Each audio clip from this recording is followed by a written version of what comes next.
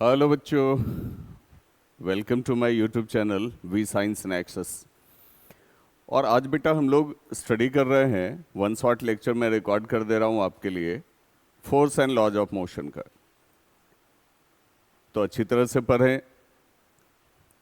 और मैं हमेशा अपने एंड से कोशिश करता हूँ कि आपका एक एक कॉन्सेप्ट, आपका एक एक प्रॉब्लम जो आपके लिए आवश्यक है, जो आपके लिए ज़रूरी है, उसको बिल्कुल क्रिस्टल क्लियर फॉर्म में आपके सामने रखूं, है ना, ताकि बहुत आसानी से आपको समझ में आ जाए, बहुत आराम से आपको समझ में आ जाए।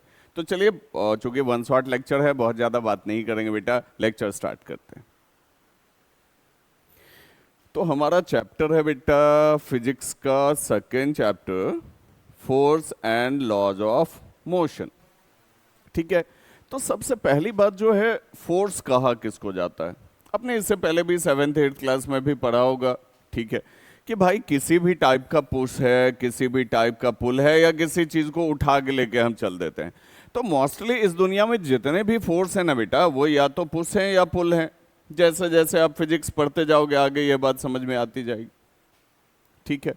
इसलिए आप 7th में पढ़ते थे कि push and pull is called force, ठीक है, बात भी सही है। लेकिन धीरे धीरे अपग्रेड तो होना पड़ेगा बेटा, धीरे धीरे जो है कॉन्सेप्ट में और ज्यादा डीप तो जाना होगा, ठीक है। तो फोर्स क्या है कि एक फिजिकल क्वांटिटी है जो किसी भी बॉडी पर अप्लाई होके या तो उसके स्टेट या पोजीशन को चेंज कर देता है। अब स्टेट मतलब सॉलिड लिक्विड गैस मत समझ लेना, स्टेट मतलब रेस्ट वाला स्टेट, मोशन वाला स्टेट, ये समझ सकते हो, ठीक है। तो स्टेट या पोजीशन को चेंज कर देता है या फिर करने की कोशिश करता है। हमेशा कर ही देगा ऐसी बात नहीं है। आप एक मोटरसाइकिल जो है उसको आराम से सीधा करते हो, धकेल के लेके एक जगह से दूसरे जगह पहुंचा देते हो, आराम से चली जाती है, स्टार्ट करके नहीं जाना है। मैं जो एग्जाम्पल दे रहा हूं उसकी गहराई में समझिएगा, गहराई तक पहुंचिएगा, ठीक है। सीधा किए, धकेल के लेके दूसरे जगह चले गए। वही अगर एक मैसिव ट्रक होता है तो फिर आप उसको नहीं लेके जा सकते, धकेल के नहीं ले जा सकते। इसका मतलब आपने फोर्स नहीं लगाया, ऐसी बात नहीं है, फोर्स आपने लगाया। बॉडी एक्सीलरेट भी हुई, लेकिन इतना कम एक्सीलरेट हुई कि वो विजिबल ही नहीं रहा। फोर्स तो आपने लगाया, उसका इनर्सिया इतना ज्यादा था कि आपने उस इनर्सिया को ब्रेक नहीं किया, आप उस इनर्सिया को ब्रेक नहीं कर पाए, ठीक है। कोशिश तो आपने की। तो फोर्स क्या करता है, तो किसी भी बॉडी के पोजीशन को चेंज कर देता है या कम से कम करने की कोशिश करता है। अब ये बात आपके दिमाग में आ गई होगी, समझ में आ गई होगी। अब फोर्स क्या है बेटा, तो वेक्टर फिजिकल क्वांटिटी है। क्यों वेक्टर फिजिकल क्वांटिटी है? क्योंकि भाई इसको मैग्नीट्यूड और डायरेक्शन दोनों से रिप्रेजेंट किया जाता है, तो वेक्टर क्वांटिटी हो गई। इसका ऐसा यूनिट बेटा न्यूटन होता है। अब जब इसी सीरीज में, इसी चैप्टर में मैं जब पढ़ाऊंगा सेकंड लॉ ऑफ मोशन, तो वहां बताऊंगा कि बेटा फोर्स का formula F is equal to M A होता है, F is equal to M A होता है। अब मास का ऐसा यूनिट किलोग्राम हो गया, एक्सीलरेशन का मीटर पर सेकंड स्क्वायर हो गया, इसको मल्टीप्लाई करते हैं केजी मीटर पर सेकंड स्क्वायर हो गया, इसको kgms-2 भी लिख सकते हैं। और बेटा इसी को न्यूटन भी कहा जाता है और सिंबलाइज करते हैं कैपिटल N से हम लोग, ठीक है। तो फोर्स का ऐसा यूनिट बेटा न्यूटन हो गया। अब यहां अगला क्वेश्चन है, डिफाइन 1 न्यूटन फोर्स। न्यूटन तो समझ गए, फोर्स का ऐसा यूनिट न्यूटन होता है, ठीक है। लेकिन ये फोर्स 1 न्यूटन कब हो जाएगा? तो न्यूटन इज इक्वल टू क्या हो गया बेटा, KG into metre per second square. इसी को ना न्यूटन कहते हैं हम लोग, KG into metre per second square का ही नाम न्यूटन है ना बेटा, ठीक है। इसी को ना न्यूटन से रिप्रेजेंट करते हैं हम लोग। तो अब यहां 1 न्यूटन की बात हो रही है। 1 न्यूटन कब हो जाएगा? जब किसी बॉडी का मास 1 केजी होगा, किसी बॉडी का मास 1 केजी होगा, इस पर कोई एक्सटर्नल अनबैलेंस्ड फोर्स अप्लाई होगा, क्योंकि पोजीशन को चेंज करने के लिए, मैं आपको अभी आगे बताता हूं, किसी भी बॉडी को एक्सेलरेट करने के लिए अनबैलेंस्ड फोर्स की ही जरूरत होती है। बैलेंस्ड फोर्स उसको एक्सेलरेट नहीं कर पाएगा, ठीक है। तो जब फोर्स लगा और इस बॉडी में एक्सीलरेशन पैदा हो गया कितना, 1 मीटर/सेकंड स्क्वायर, मतलब इसका भी वैल्यू यूनिट ले लो, इसका भी वैल्यू यूनिट ले लो। तो जब किसी 1 kg के बॉडी पर फोर्स लगाया जाता है और उसमें 1 मीटर/सेकंड स्क्वायर का एक्सेलरेशन पैदा हो जाता है, तो बेटा फोर्स 1 न्यूटन हो जाता है। अब तो आप डिफाइन कर लोगे, when an external unbalanced force is applied on a body of mass 1 kg and produces an acceleration of 1 metre per second square in it, then it is called 1 Newton force. सही है ना? चलो बेटा आगे बढ़ते हैं। अब फोर्स क्या क्या कर सकता है, आपने 7th में भी पढ़ा होगा, 8th में भी पढ़ा होगा, ठीक है, 9th में तो पढ़ ही रहे हैं। फोर्स क्या कर सकता है? बॉडी का शेप चेंज कर सकता है, साइज चेंज कर सकता है, पोजीशन चेंज कर सकता है, नहीं कर सकता है, करने की कोशिश कर सकता है, ठीक है। और कौन सा फोर्स कर सकता है बेटा?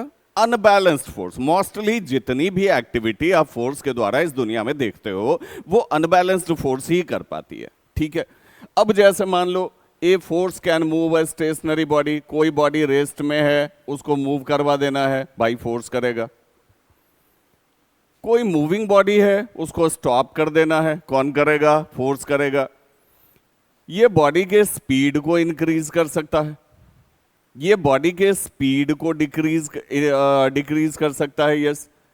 और ये बॉडी के डायरेक्शन को भी चेंज कर सकता है, ठीक है। मतलब कहने का सेंस ये हुआ कि ओवरऑल ये जितने, ये लास्ट वाला मैंने अलग कलर से लिखवा दिया है, बताता हूं इसका रीजन। ये जितने सारे कंडीशंस हैं ये इशारा करते हैं कि फोर्स क्या कर सकता है, तो बॉडी को एक्सीलरेट कर सकता है। क्या कर सकता है बेटा? एक्सीलरेट कर सकता है, या बॉडी के एक्सीलरेशन में चेंज ला सकता है, चेंज इन एक्सीलरेशन जो है वो क्रिएट कर सकता है। अब कहोगे सर ये कैसे?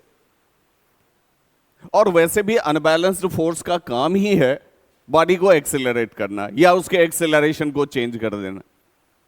जैसे आप ब्रेक लगाते हो ना, गाड़ी स्लो हो जाती है ना, तो आप क्या कर रहे हो? उसके एक्सेलरेशन को कम कर रहे हो, रिटार्ड कर रहे हो,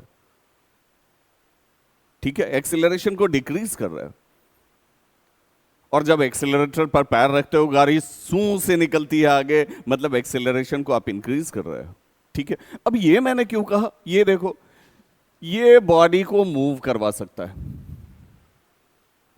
तो बॉडी को मूव करवा सकता है मतलब बॉडी को स्पीड प्रोवाइड कर सकता है। सिंपल सी बात हो गई। ये बॉडी को स्टॉप कर सकता है, फिर बॉडी का स्पीड जो है चेंज हो जाएगा, ठीक है। तो बेटा अच्छा और देख लो, ये बॉडी का स्पीड इंक्रीज कर सकता है, स्पीड डिक्रीज कर सकता है, डायरेक्शन भी चेंज कर सकता है, ठीक है। तो थोड़ी देर के लिए अगर इन सारे कंडीशंस को माना जाए, सोचा जाए इस पर कि भाई ये बॉडी को मतलब स्टेशनरी बॉडी है, स्टेशनरी बॉडी है, उसको मूव करवा दिया, मतलब बॉडी पहले रेस्ट में थी, बाद में उसकी वेलोसिटी जो है वो चेंज हो गई, बढ़ गई। पहले वेलोसिटी कुछ थी, बाद में जाके वेलोसिटी 0 हो गई। It can stop the moving body.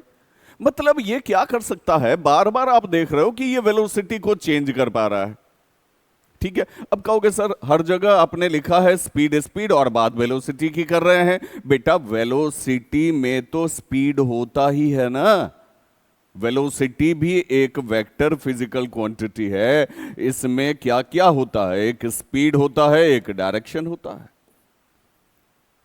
अरे मैग्नीट्यूड में इसमें क्या रखा हुआ है? ध्यान से समझें, स्पीड ही तो रखा हुआ है, 10 मीटर/सेकंड। क्या रखा हुआ है? स्पीड रखा हुआ है। बस ये स्पीड जो है जब किसी पर्टिकुलर डायरेक्शन में चलने लगती है तो फिर हम उसको वेलोसिटी कह देते हैं, ठीक है।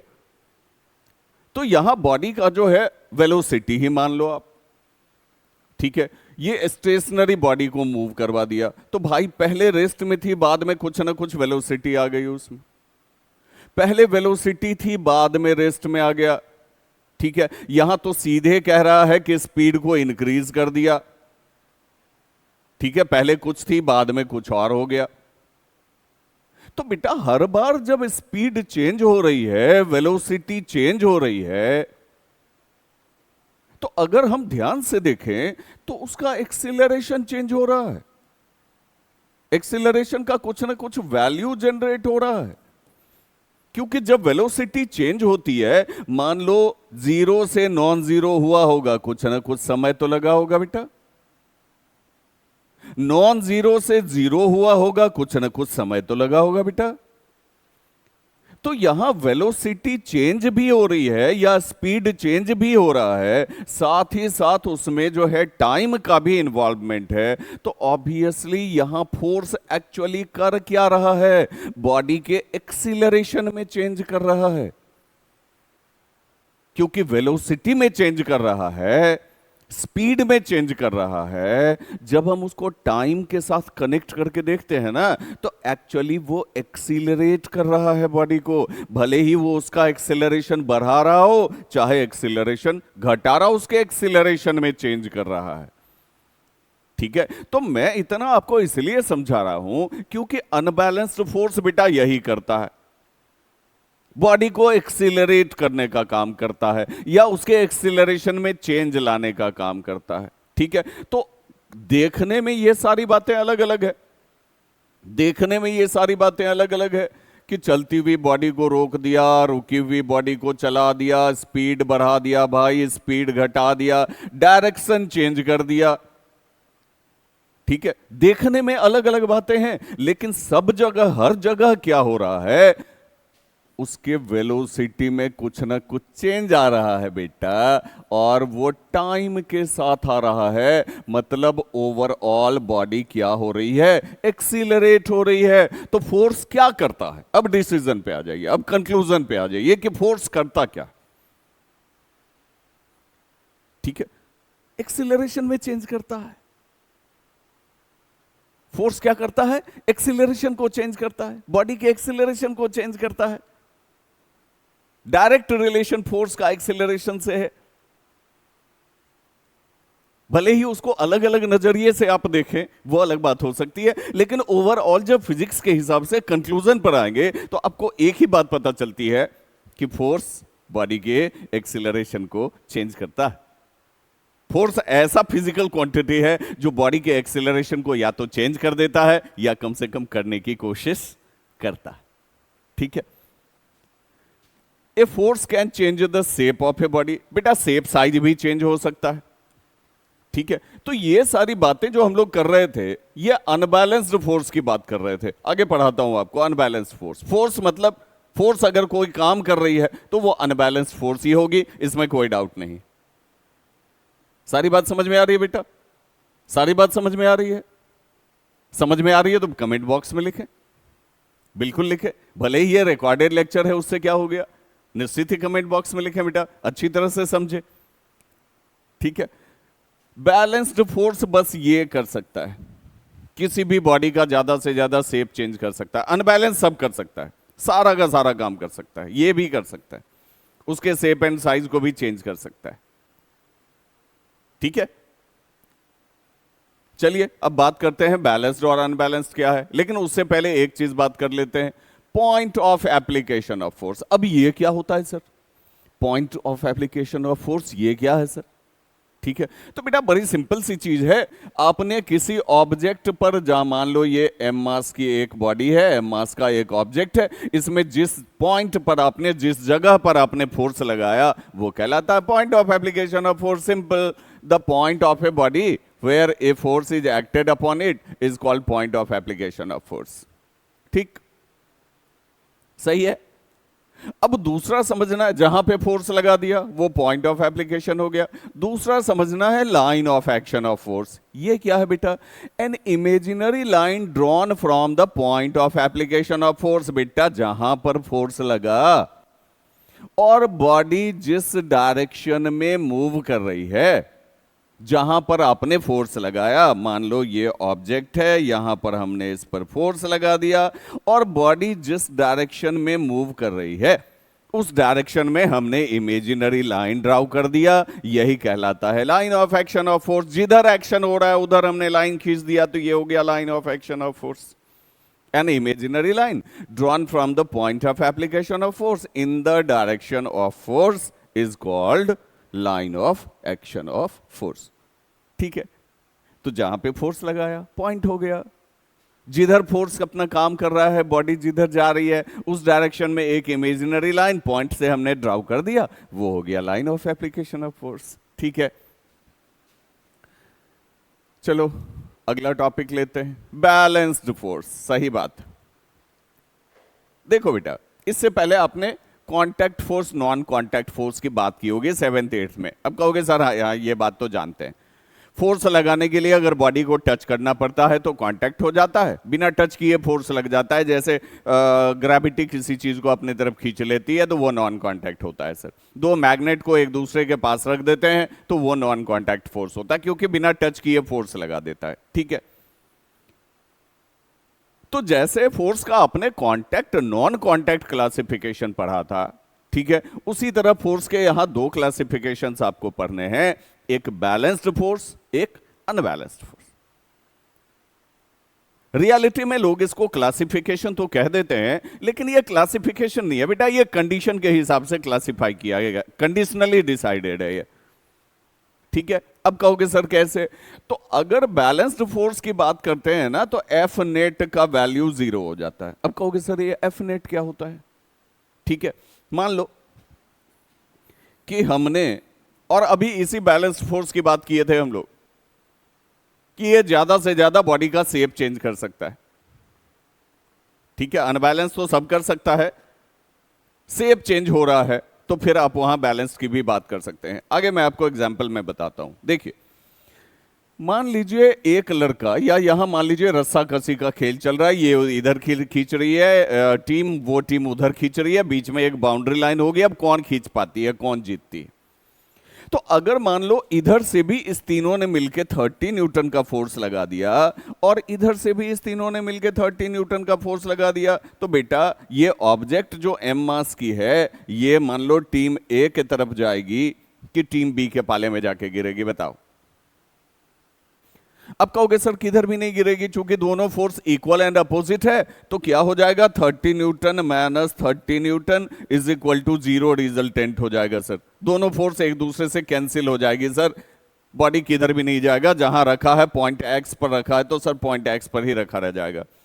तो बेटा इसी को तो एफ नेट कहते हैं। आपने टोटल फोर्स जो निकाला, ओवरऑल रिजल्टेंट जो इसका कैलकुलेट किया फोर्स का, उसी को तो एफ नेट कहते हैं।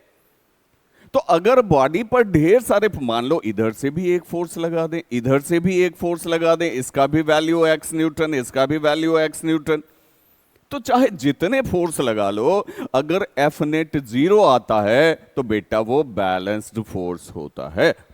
और बैलेंस्ड फोर्स बॉडी के पोजीशन को चेंज नहीं कर पाता।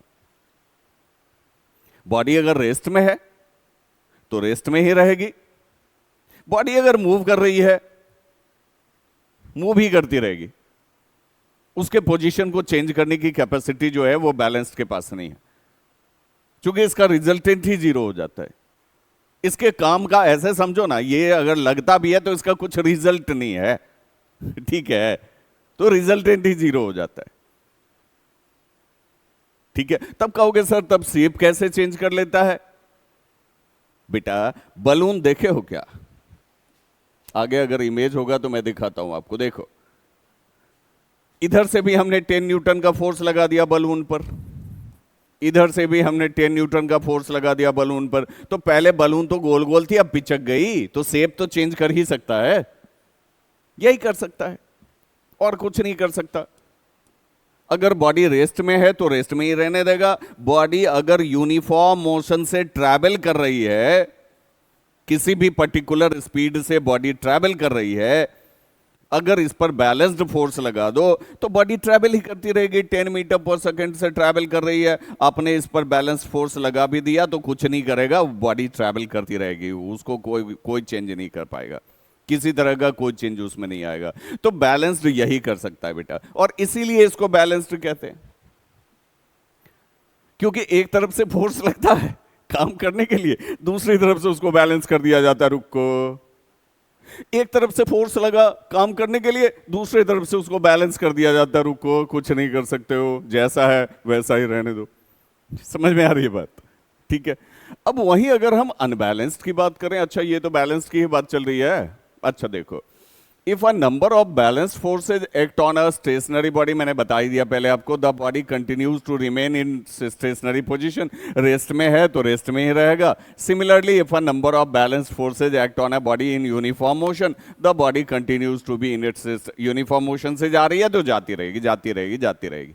ठीक है, जैसे यहीं आप देख लो, ठीक है, ग्रेविटी इसको अपने तरफ खींच रही है, बॉक्स को खींच रही है, बॉक्स किसी सरफेस पर रखा हुआ है, ठीक है। अब सरफेस क्या कर रहा है, बॉक्स को उठाए हुए है ऊपर, ना जी धंसने नहीं देंगे, ऊपर उठे रहो, ठीक है। इधर से आप धकेल रहे हो, इधर से फोर्स ऑफ फ्रिक्शन लग रहा है, ठीक है। तो अगर मान लो ये फोर्स जो ग्रेविटी लगा रही है mg है, और सरफेस जो फोर्स लगा रही है ऊपर की तरफ उसको n मान ले, तो n ने mg को कैंसिल कर दिया, इसने इसको कैंसिल कर दिया, ये वाला इससे कैंसिल हो गया। और अगर आपने मान लो 10 न्यूटन से धकेला है तो 10 न्यूटन का फ्रिक्शन भी लग रहा है, तो भाई इसने इसको कैंसिल कर दिया, बॉडी जहां की तहां पर ही रहेगी, ठीक है। तो ये बैलेंस फोर्स हो गया, एक दूसरे को बैलेंस करने में, एक दूसरे को काटने में लगा रहता है सब, ठीक है।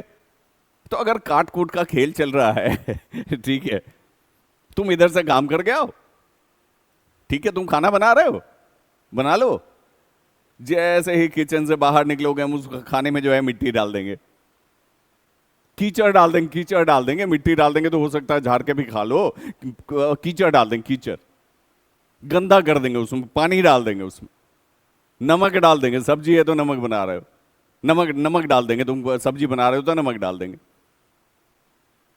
मतलब एक अगर बनाने का काम करता है तो दूसरा खेल को बिगाड़ने का काम करता है, ठीक है। खेल होने ही नहीं देंगे, बिगाड़ देंगे, ठीक है। तो इस टाइप की टेंडेंसी है, तो बेटा बैलेंस फोर्स। दो balanced forces can not produce motion in a stationary body और स्टॉप ए मूविंग बॉडी, ये तो कुछ नहीं कर सकता, ना मोशन में ला सकता है, ना स्टॉप कर सकता है, ना स्पीड बढ़ा सकता है, ना घटा सकता है, मतलब एक्सीलरेशन में चेंज इसके बस की बात नहीं है, ठीक है। They can however change the shape, ज्यादा से ज्यादा शेप चेंज कर सकता है और कुछ नहीं कर सकता जी। चलिए बेटा आगे बढ़ते हैं, अब आते हैं अनबैलेंस्ड फोर्स पर। मतलब अब समझ में आ रही ना बात, जो मैं अभी कुछ देर पहले आपको स्टार्टिंग में बता रहा था कि फोर्स का जितना भी खेल इस दुनिया में देख रहे हो ना बेटा, वो सारा का सारा अनबैलेंस्ड का खेल है, बैलेंस्ड का खेल नहीं हो सकता, एक आध केस को छोड़ के लगभग अनबैलेंस फोर्स, मतलब अनबैलेंस्ड फोर्स आप समझ सकते हो, ठीक है। पोजीशन चेंज कर रहा है या कुछ भी हो रहा है, एक्सेलरेट वगैरह हो रहा है, डिसेलरेट वगैरह हो रहा है, भाई अनबैलेंस्ड होगा, इसलिए ऐसा हो रहा है, ठीक है।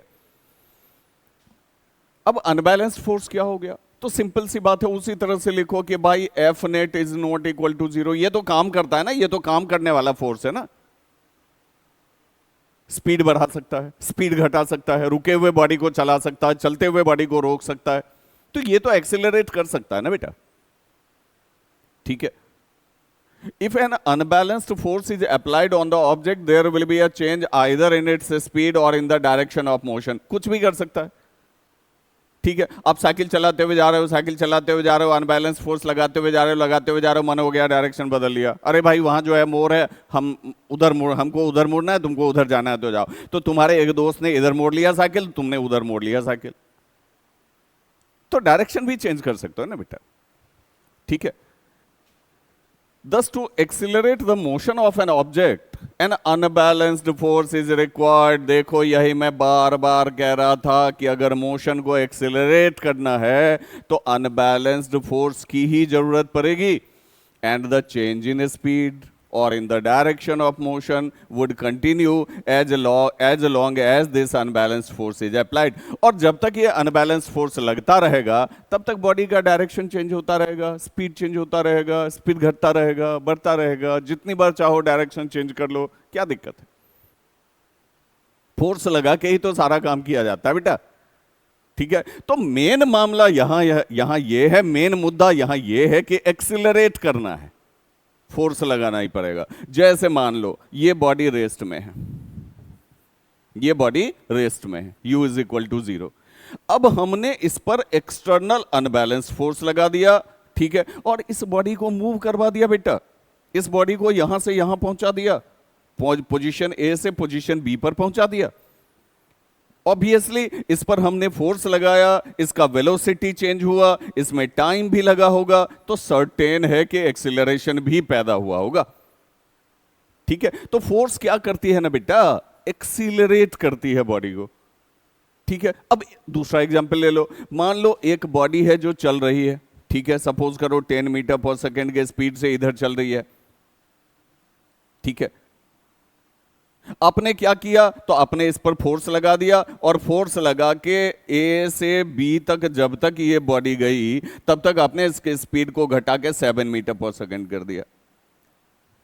सर्टेन है कि कोई भी काम किया जाएगा तो समय तो लगेगा, और वेलोसिटी चेंज हो रही है, यू हो गया पहली वेलोसिटी, वी हो गया दूसरी वेलोसिटी, टाइम भी लग ही रहा है, मतलब आप इसके एक्सीलरेशन को यहां घटा रहे हैं। तो यही मैं आपको समझा रहा था कि फोर्स करता क्या है, एक्सीलरेशन को इफेक्टेड करता है। और बेटा कौन सा फोर्स करता है, यहां अगर हमने फोर्स लगा भी दिया, यहां हमने फोर्स लगा भी दिया इसके स्पीड को स्लो करने के लिए। अब यहां ध्यान देना, मैंने इस बार इधर से फोर्स लगाया है, चूंकि बॉडी इधर जा रही थी, बॉडी इधर जा रही थी, अगर इसको ऐसे ही जाते रहने दे दिया जाता, कोई भी अनबैलेंस फोर्स नहीं लगता, तो बेटा पहले भी 10 था, बाद में भी 10 होता, उसके बाद भी 10 होता कॉन्स्टेंटली।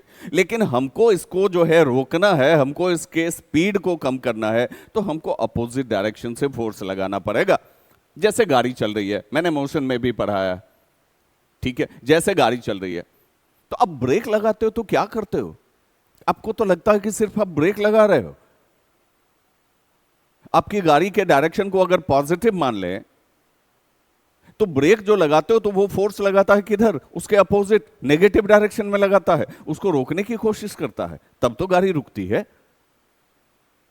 ठीक है। और वेलोसिटी चेंज होती है, वेलोसिटी जहां भी चेंज होगी वहां अनबैलेंस फोर्स लगेगा, क्योंकि वेलोसिटी चेंज होगी तो एक्सेलरेट होगी, एक्सेलरेशन या तो उसका बढ़े, मतलब एक्सेलरेशन में चेंज होगा, और ये काम अनबैलेंस फोर्स ही करता है। क्लियर हो गया, क्लियर हो गई बात, चलिए ठीक है। अब यहां देखो अनबैलेंस फोर्स का एक जो है एग्जांपल और देख लो। इधर से हमने 10 न्यूटन का फोर्स लगाया, इस पॉइंट को क्लियर करने के लिए इधर से हमने 7 न्यूटन का फोर्स लगाया, तो बेटा एफ नेट जो हमारा निकल के आता है 3 न्यूटन ना।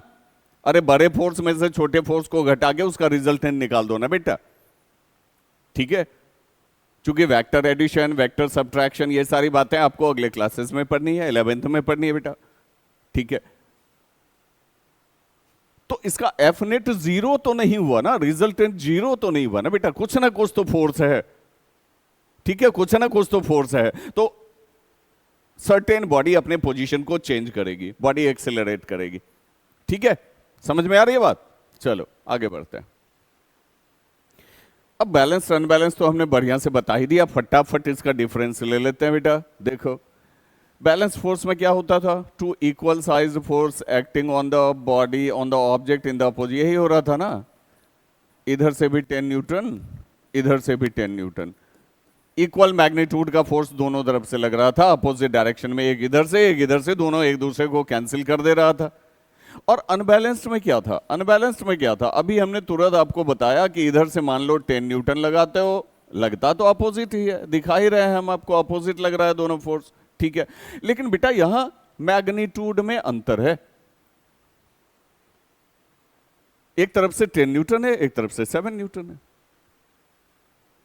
ठीक है। तो अपोजिट डायरेक्शन से भी लगा रहे हो, या चाहो तो तुम सेम डायरेक्शन से ही लगा लो, बॉडी को धकेलते हुए निकल जाओ, क्योंकि अनबैलेंस फोर्स है, बॉडी को एक्सेलरेट कर ही सकते हो तुम। इसलिए लिखा हुआ है two unequal sized forces, unequal sized forces acting on the object either in the same or in the opposite direction. कोई कैंसिल करने वाला नहीं है, कैंसिल करके 0 तो बिल्कुल करने वाला नहीं है, क्योंकि 0 हो जाएगा तो फिर बैलेंस हो जाएगा, बॉडी अपना पोजीशन चेंज नहीं कर पाएगी, बॉडी एक्सेलरेट नहीं कर पाएगी। It is the condition where net force acting on a body is 0, बता ही दिया हमने आपको। और इसमें नेट फोर्स जो है बेटा 0 नहीं होता है, F net is not equal to 0, और यहां पर F net is equal to 0, मार काट वाली स्थिति है, सब एक दूसरे को काट के निकल जाता है। ये बॉडी के पोजीशन में चेंज नहीं लाता है। रेस्ट में हाँ रहने दो, बड़ा आलसी है भाई, बहुत आलसी है, बैलेंस्ड वाला कंडीशन ठीक है, अरे ठीक है रेस्ट में रहने दो, आराम कर रहा है, और मोशन में जा रहा है, जाने दो, अपना क्या जाता है भाई, ठीक है, बिंदास जाने दो, क्या फर्क पड़ता है। और इसमें अगर देखो, it can change the state या position of a body, change कर ही सकता है।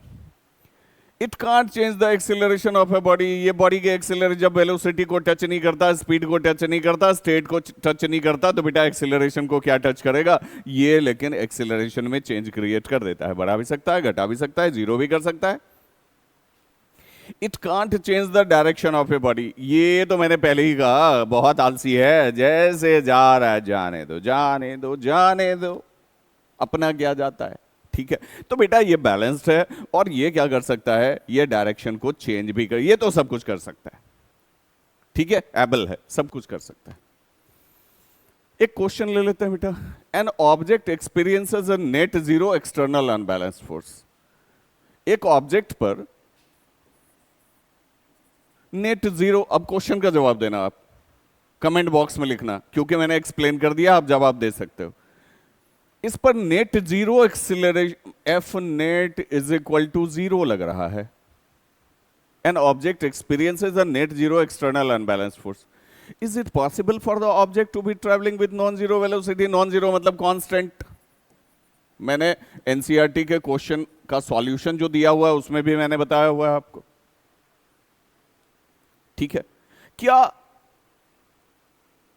ऐसा भी हो सकता है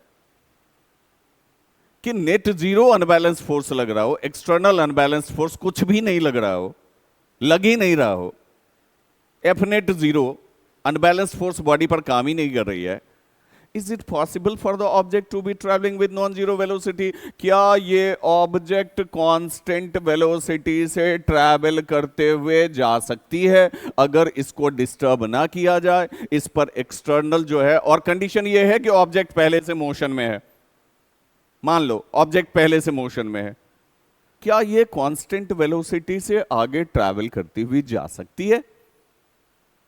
फटाफट कमेंट बॉक्स में लिखो बेटा।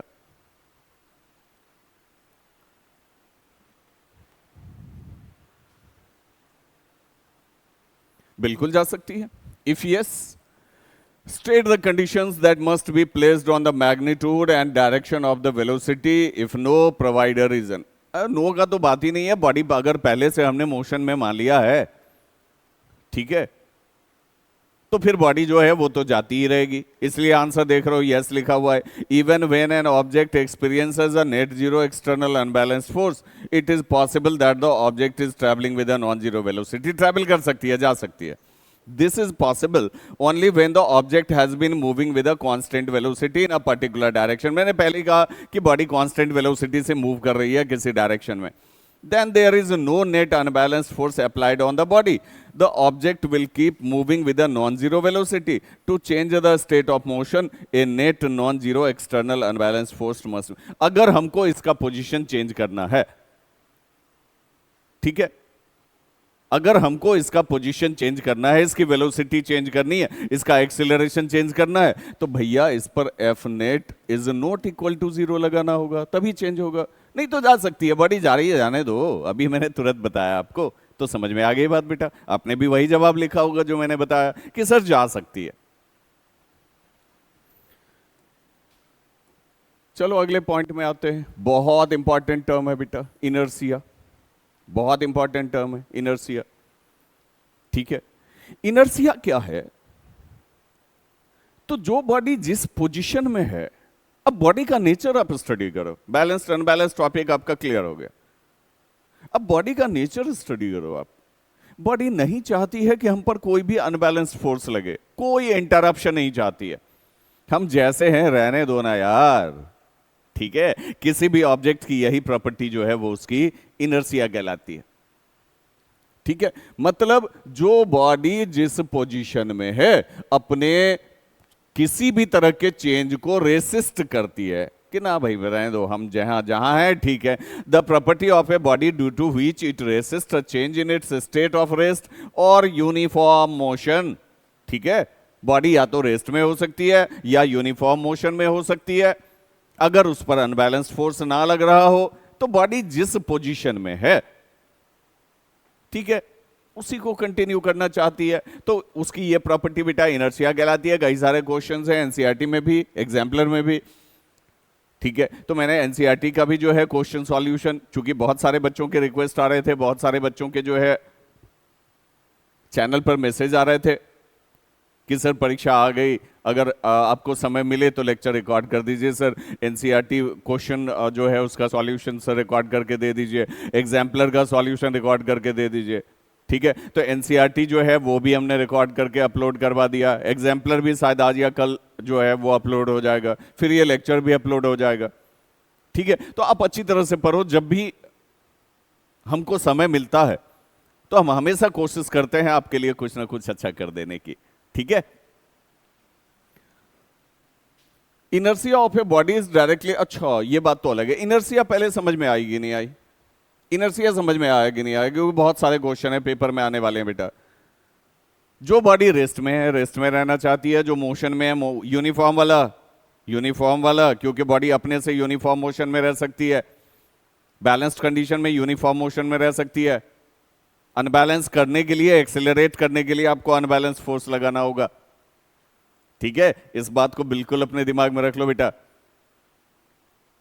तो जो बॉडी रेस्ट में है, रेस्ट में रहना चाहती है, मोशन में है, मोशन में रहना चाहती है, और जिस डायरेक्शन में जा रही है उसी में बहुत आलसी है, बॉडी का नेचर बहुत आलसी वाला है, अरे जा रहे हैं भाई जाने दो, काय डिस्टर्ब कर रहे हैं। ठीक है ना, तो ये प्रॉपर्टी बेटा इनर्शिया कहलाती है। और inertia directly proportional to mass होता है बेटा, inertia is directly proportional to mass होता है बेटा।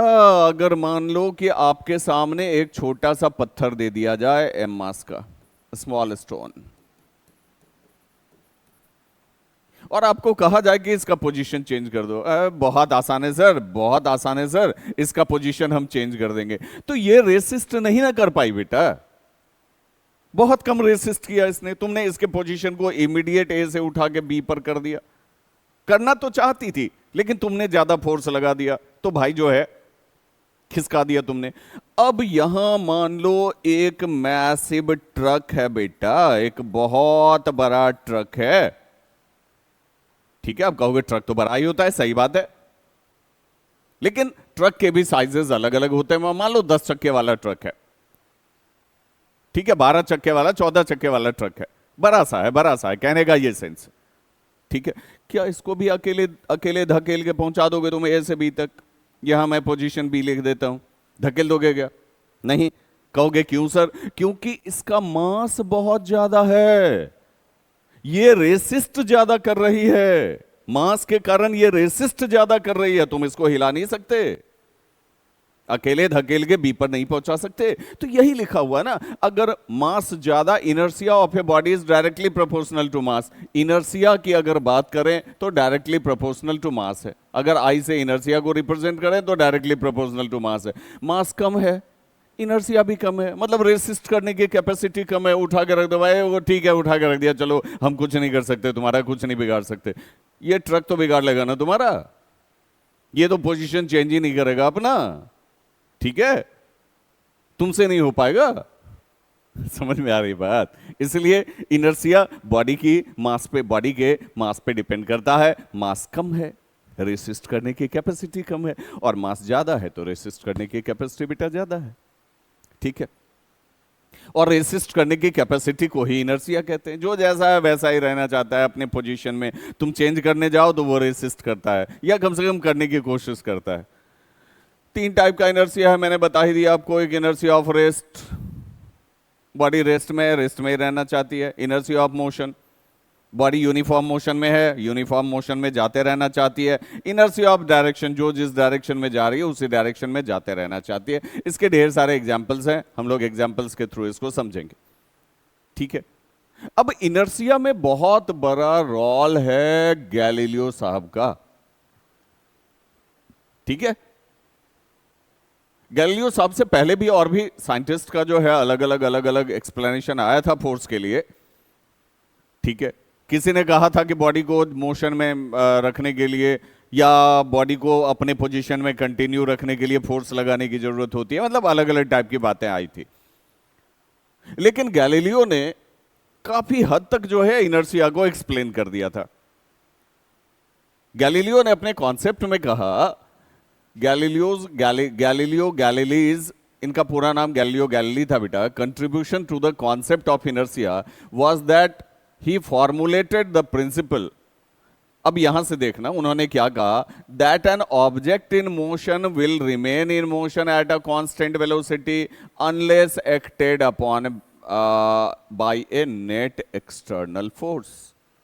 जब तक कोई नेट एक्सटर्नल फोर्स बॉडी पर अप्लाइड नहीं होगी तब तक बॉडी अपने पोजीशन को ही कंटिन्यू करना चाहती है, अपने पोजीशन में ही रहना चाहती है। और इसी से मिलता जुलता कॉन्सेप्ट जो है वो न्यूटन साहब ने अपने फर्स्ट लॉ में लिखा, ठीक है। ये गैलीलियो का ही कहा हुआ है कि हर बॉडी अपने पोजीशन को मेंटेन करना चाहती है, रेस्ट को मेंटेन करना चाहती है, यूनिफॉर्म मोशन को मेंटेन करना चाहती है, नहीं चाहती है अपने पोजीशन में चेंज नहीं चाहती, रेसिस्ट करती है। और उसकी यही प्रॉपर्टी बेटा क्या कहलाती है, इनर्शिया। इसको इन्होंने एक एग्जांपल से भी दिखाया। आप एनसीईआरटी में ये वाला जो है एक्सपेरिमेंट देख सकते हो।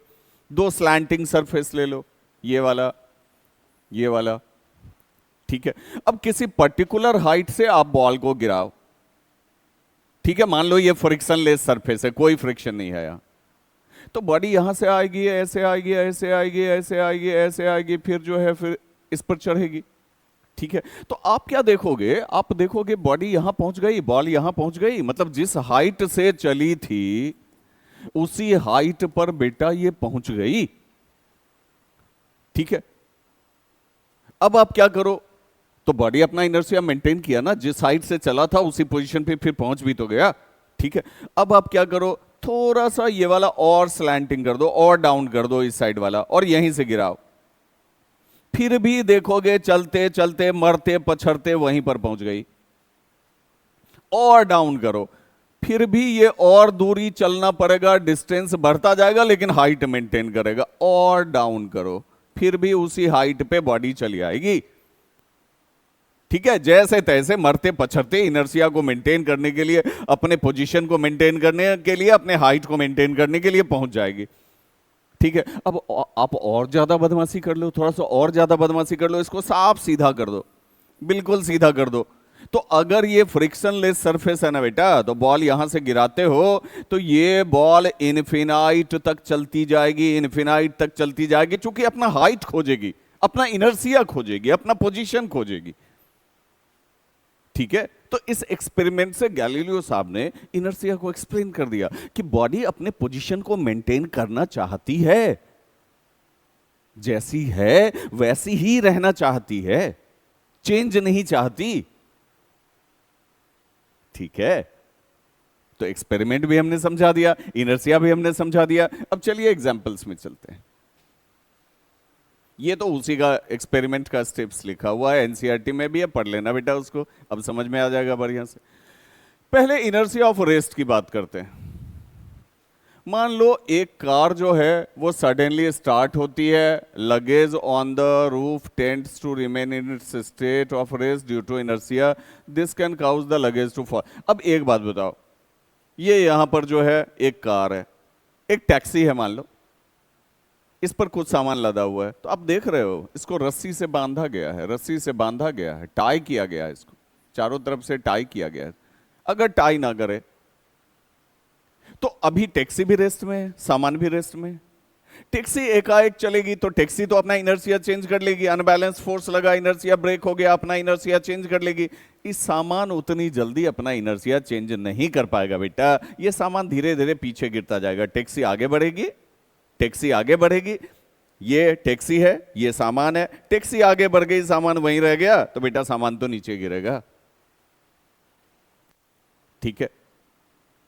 क्वेश्चंस आते हैं पेपर में, क्वेश्चंस आते हैं, बड़ा जो है सोच समझ के लिखना होगा, बहुत अच्छी तरह से बेटा जवाब देना होगा, इसलिए कॉन्सेप्ट को अच्छी तरह से समझो, काफी आवश्यक है, ठीक है, क्या हुआ, क्यों बांधा गया। ठीक है, अगले नंबर में आओ।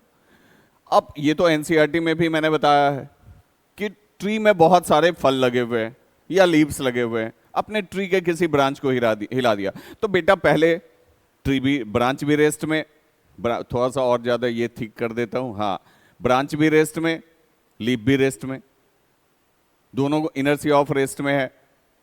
अब क्या होता है कि आप ब्रांच हिलाते हो तो ब्रांच तो हिलने लगती है, लीफ अपनी इनर्शिया को मेंटेन करने में, जीरो इनर्शिया को मेंटेन करने में, अपनी रेस्ट की इनर्शिया को मेंटेन करने में ब्रांच के साथ हिल नहीं पाती है, झूल नहीं पाती है, तो ब्रांच बेटा अलग हो जाएगा, तो लीफ क्या करेगा, ग्रेविटी उसको नीचे खींच देगी, गिरा देगी बेटा। ठीक है, या फ्रूट ही है, ब्रांच को हिलाओ, ब्रांच तो इनर्शिया ब्रेक कर लिया, अपना इनर्शिया ऑफ मोशन में आ गया, फ्रूट बेचारा वहीं रह गया तो टपक गया नीचे। ठीक है, अगला एग्जाम्पल ले लो। ये आपने देखा होगा, कारपेट को लोग जोर जोर से डंडों से पीटते हैं। ठीक है, जोर जोर से डंडों से पीटते हैं, सारा डस्ट नीचे जमा हो जाता है, सारा डस्ट नीचे जमा हो जाता है ऑटोमेटिकली। अब कहोगे सर क्यों? क्योंकि मान लो कारपेट रेस्ट में है बेटा, डस्ट भी रेस्ट में है। अब आपने कारपेट को मारा, कारपेट भी रेस्ट में, डस्ट भी रेस्ट में, आपने कारपेट को मारा, कारपेट सडनली मूव कर गया, डस्ट उतनी जल्दी अपना इनर्शिया कारपेट के साथ चेंज नहीं कर पाया, कारपेट तो मूव कर गया, डस्ट तो वहीं रह गया, इनर्शिया ऑफ रेस्ट में ही रह गया, नीचे गिरेगा, तो धीरे धीरे सारे डस्ट नीचे गिर जाते हैं। अब अपने ऊपर एग्जांपल लेके देख लो ना, यहां देख लो, यहां देख लो।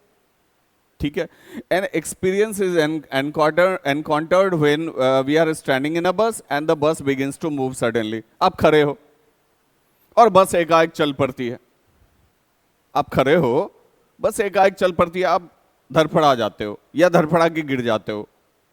ठीक है, देख रहे हो मोबाइल कहीं है, आदमी जो है वो गिरता जा रहा है, किसी चीज को पकड़ने की कोशिश कर रहा है, ऐसा क्यों हो गया? ठीक है, और देख रहे हो ये भी मोबाइल फ्रेंडली है ना, तो बहुत ज्यादा मोबाइल फ्रेंडली भी नहीं होना चाहिए बेटा, जरूरत के हिसाब से ही मोबाइल यूज करो, सही यूज करो उसका, अपने डेवलपमेंट के लिए यूज करो। ठीक है, बेवजह यूज नहीं करना चाहिए, बेकार में समय बर्बाद होता है उसमें बहुत ज्यादा, कैरियर पर ज्यादा फोकस करो। तो पहले का सिचुएशन देख लो, बस भी रेस्ट में था, आदमी भी रेस्ट में था,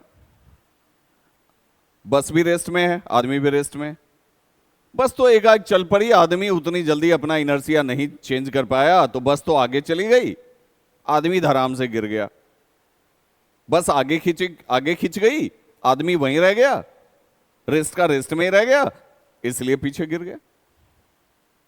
ठीक है, तो बस यही बात होती है इनर्शिया में, यही सब बातें जो है हम लोगों को समझनी है। अब इनर्शिया ऑफ मोशन के कुछ एग्जांपल्स ले लो, examples of inertia of motion. ठीक है, कार अगर एकाएक स्टॉप होती है, कार भी चल रही है, टैक्सी भी चल रही है, सामान भी चल रहा है, मान लो रस्सियों से बंधा हुआ नहीं है, चल लिया थोड़ी देर के लिए, इमेजिन कर ले यार, चल लिया। ठीक है, एकाएक अगर ये ब्रेक लगा है,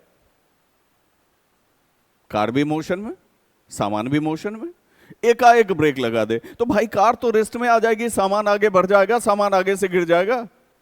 यही बात तो होती है जब आप बस में बैठे हुए रहते हो, बस भी मोशन में, आप भी मोशन में, बस एकाएक रुक गई, आप धड़ाम से आगे जाके ठोक देते हो, क्योंकि बस तो अपना इनर्शिया चेंज कर पाती है, आपकी बॉडी उतनी जल्दी अपना इनर्शिया चेंज नहीं कर पाती, आप उसी स्पीड में आगे जाके ठोक देते हो, माथे उथे में चोट लग जाता है।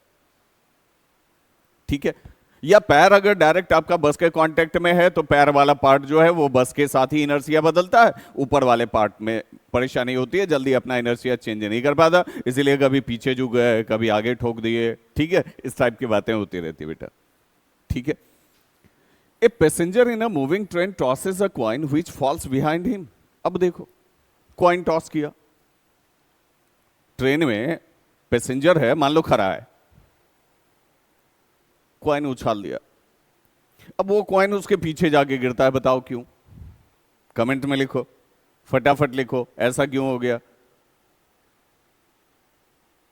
ऐसा इसलिए हो जाएगा बेटा, तुम लिखो, लिखते रहो, ऐसा इसलिए हो जाएगा क्योंकि ट्रेन के साथ आदमी तो आगे निकल जाएगा, कॉइन तो हवा में ही लटक गई। ठीक है, कॉइन आदमी के सामने उछली या थोड़ा सा आगे उछली, तब तक आदमी आगे बढ़ गया, तो कॉइन कहां गया? पीछे गया, पीछे गिरेगा। ठीक है, चलो बेटा, examples of inertia of motion, ये वाला तो मैंने बता ही दिया आपको।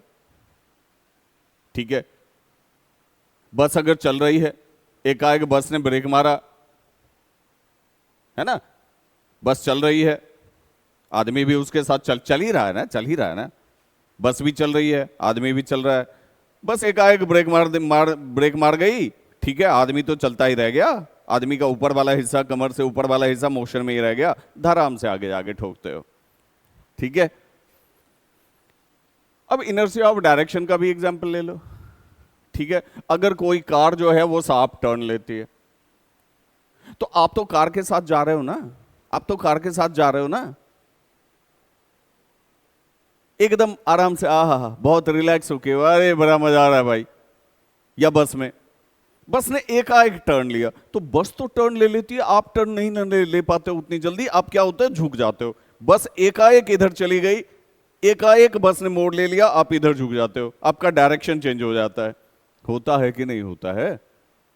क्योंकि आप उतनी जल्दी अपनी इनर्शिया ऑफ डायरेक्शन को चेंज नहीं कर पाते हो। बस जिस डायरेक्शन में जा रहा है उसी में आप भी जा रहे हो।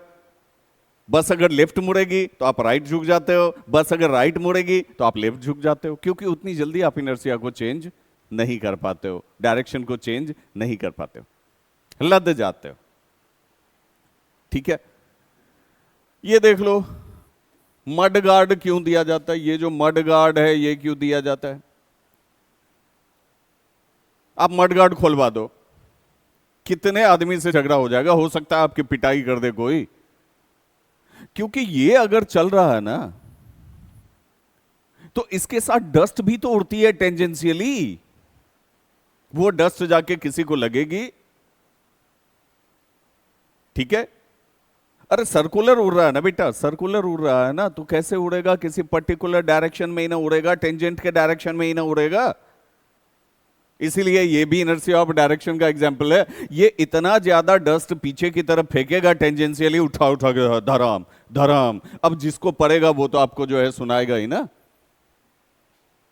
ठीक है, इसीलिए मडगार्ड दिया जाता है बेटा, नहीं तो टायर क्या करेगी, टायर तो घूमेगी और डस्ट को टेंजेंशियली फेंकेगी, अपनी इनर्शिया के हिसाब से इनर्शिया ऑफ डायरेक्शन को मेंटेन करेगी, बाद में आपका इनर्शिया बिगड़ेगा। ठीक है, अब चलो बेटा, जो मोस्टली अवेटेड है, न्यूटन्स लॉज ऑफ मोशन, इस चैप्टर को खास करके इस चीज के लिए ही जाना जाता है, एनएलएम के लिए जाना जाता है, न्यूटन्स लॉज ऑफ मोशन के लिए जाना जाता है, नाम ही है force and laws of motion. ठीक है, तो अभी तक ढेर सारा टॉपिक हम लोग पढ़ ही चुके हैं। अब न्यूटन साहब ने 3 लॉ दिया, एक कहलाता है फर्स्ट लॉ, एक कहलाता है सेकंड लॉ, एक कहलाता है थर्ड लॉ। आप कहोगे सर हाँ ये तो स्कूल में भी हमने पढ़ा। ठीक है, बहुत सारे बच्चे यूट्यूब पर मैसेज करते हैं कि सर चैप्टर तो खत्म हो गया, स्कूल में बाउंस कर गया सर, ठीक से समझ में नहीं आया सर, कॉन्सेप्ट एक्सप्लेन ही नहीं हुआ सर, क्वेश्चन पूछने की कोशिश की तो टीचर ने इग्नोर कर दिया। कई तरह के कमेंट्स आते हैं, इसीलिए बिल्कुल स्टैटिकली, बिल्कुल स्टेबल होकर आपके लिए एक एक कॉन्सेप्ट क्लियर करता हूं, अच्छी तरह से समझो बेटा। अब फर्स्ट लॉ में न्यूटन साहब ने क्या कहा? ये तो इनर्शिया का ही एक्सप्लेनेशन है, इनर्शिया से ही कंसर्न करता है, इनर्शिया से ही कनेक्टेड है। देख लो ना, पढ़ो ना, a body doesn't want to change its state of rest or uniform motion.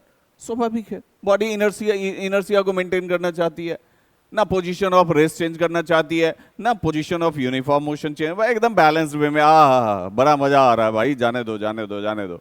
ठीक है, लेकिन न्यूटन साहब ने उसमें ऐड किया, ठीक है, till any external unbalanced force is not acted upon it. और ये मजा ऑब्जेक्ट को तभी तक है, ऑब्जेक्ट मजे में तभी तक है जब तक कि कोई एक्सटर्नल अनबैलेंस्ड फोर्स उस पर काम ना कर दे, क्योंकि जैसे ही एक्सटर्नल अनबैलेंस्ड फोर्स उस पर काम करेगा बेटा, ये इसकी इनर्शिया को ब्रेक कर देगा, इनर्शिया को ब्रेक कर देगा। ठीक है, उसकी जो मजे की स्थितियां, बहुत, जैसे ठंडी का महीना है,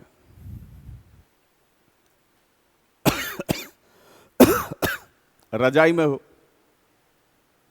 सुबह सुबह बहुत ठंडी रहती है, पूरा गर्म, एकदम रजाई की गर्माहट में पड़े हुए हो, मीठी मीठी सी नींद आ रही है, तब तक स्कूल का या कोचिंग का टाइम हो गया, या घर में कोई सर आते हैं पढ़ाने, उनका समय हो गया। आप एकदम मजे वाली स्थिति में, बहुत अच्छा लग रहा है भाई, एकदम सोए हुए हैं, खर्राटा भर रहे हैं, मजेदार स्थिति को एंजॉय कर रहे हैं, तब तक माँ आ गई उधर से। आप अपनी इनर्सिया को मेंटेन कर रहे थे, माँ आ गई, माँ ने कहा बेटा उठो, स्कूल जाना है। एक बार उठा के चली गई, अपने फिर अपनी पोजीशन को उसी बॉल के जैसे मेंटेन कर लिया, उसी हाइट पर पहुंच गया। आज छोड़ो यार, नहीं जाना है अभी तो समय है माँ, थोड़ा सा सोने दो। फिर माँ आई, बेटा उठ जा लल्ला, उठ जा, ठीक है स्कूल जाना है, समय हो रहा है, आधा घंटा ही बचा है। माँ अभी तो और 10 मिनट सोने दो ना, ठीक है। अब कहते गए, माँ सुनी नहीं, सुनती तो उसी समय इनर्सिया टूटता। अब क्या होता है, तो अब 15 मिनट समय बचा, ठीक है। चूंकि आपको नहाना तो है नहीं, जाड़े में नहाना लोग ज्यादा पसंद नहीं करते, ठीक है, या आप करते हो तो मैं यहाँ पर कमेंट नहीं कर रहा बेटा, बस मैं एग्जाम्पल दे रहा, ठीक है। अब तीसरी बार जब नहीं उठे तो माँ उधर से बेलन लेके आई। अब बोलो इनर्सिया ब्रेक होगा कि नहीं होगा? तो ये वही है बेटा, अनबैलेंस्ड फोर्स जो है ना, ये मम्मी का बेलन है, BELAN, ये तो तोड़ देगा इनर्सिया को, ठीक है। तो न्यूटन साहब ने कहा कि भाई इनर्सिया बहुत अच्छी चीज है, बॉडी अपने पोजीशन में मजे में रहना चाहता है, कब तक? Till any external unbalanced force is not acted upon it. बस यही है फर्स्ट लॉ। चलो सेकंड लॉ में चलते हैं। सेकंड लॉ को समझने के लिए बेटा समझना पड़ेगा पहले मोमेंटम। उसका रीजन है कि सेकंड लॉ मोमेंटम से कनेक्टेड है। आप लॉ देख लो, जस्ट ए मिनट बेटा, देख लो। The rate of change of momentum of an object, है ना, मोमेंटम टर्म आया है ना बेटा। तो पहले सेकंड लॉ को समझने के लिए मोमेंटम को समझना आवश्यक होगा, बिल्कुल आवश्यक होगा। इसलिए पहले मोमेंटम समझा देता हूं आपको। देखो मोमेंटम क्या है जी? The product of mass and velocity of a body. P से दिखाते हैं इसको, ठीक है। अब पी से ही क्यों दिखाते हैं? ऐसा कुछ नहीं है, पी से दिखाते हैं भाई। तो P is equal to M into V हो गया। कोई भी मास है, कोई भी बॉडी है, अगर उसमें वेलोसिटी है तो मास और वेलोसिटी के प्रोडक्ट को बेटा मोमेंटम कहा जाता है।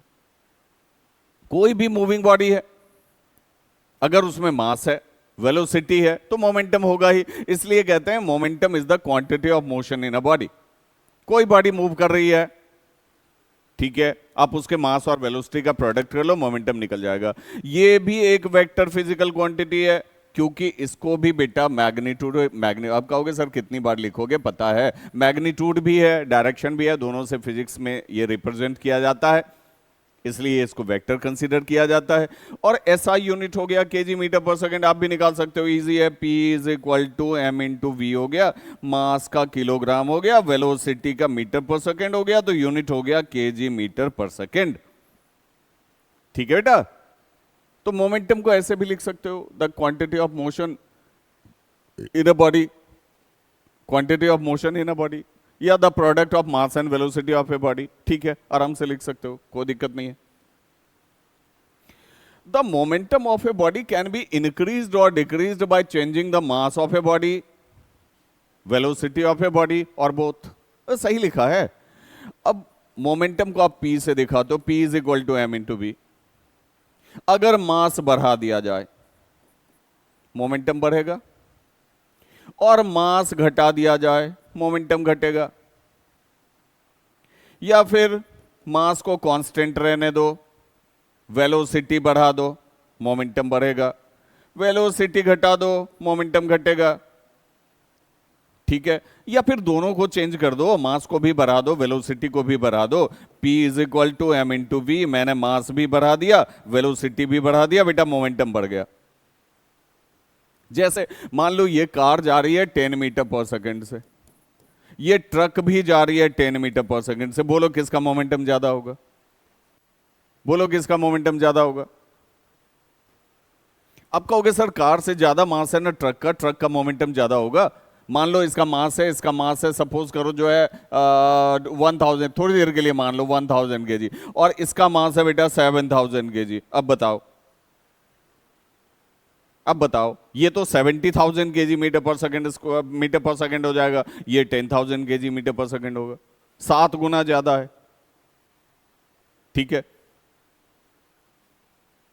यहीं पर मान लो एक साइकिल की बात करते हैं। साइकिल भी जा रहा है 10 मीटर पर सेकंड के स्पीड से, तो साइकिल का मास कितना होगा? 40 केजी, 50 केजी, कुछ भी होगा, मान लो 50 केजी होगा।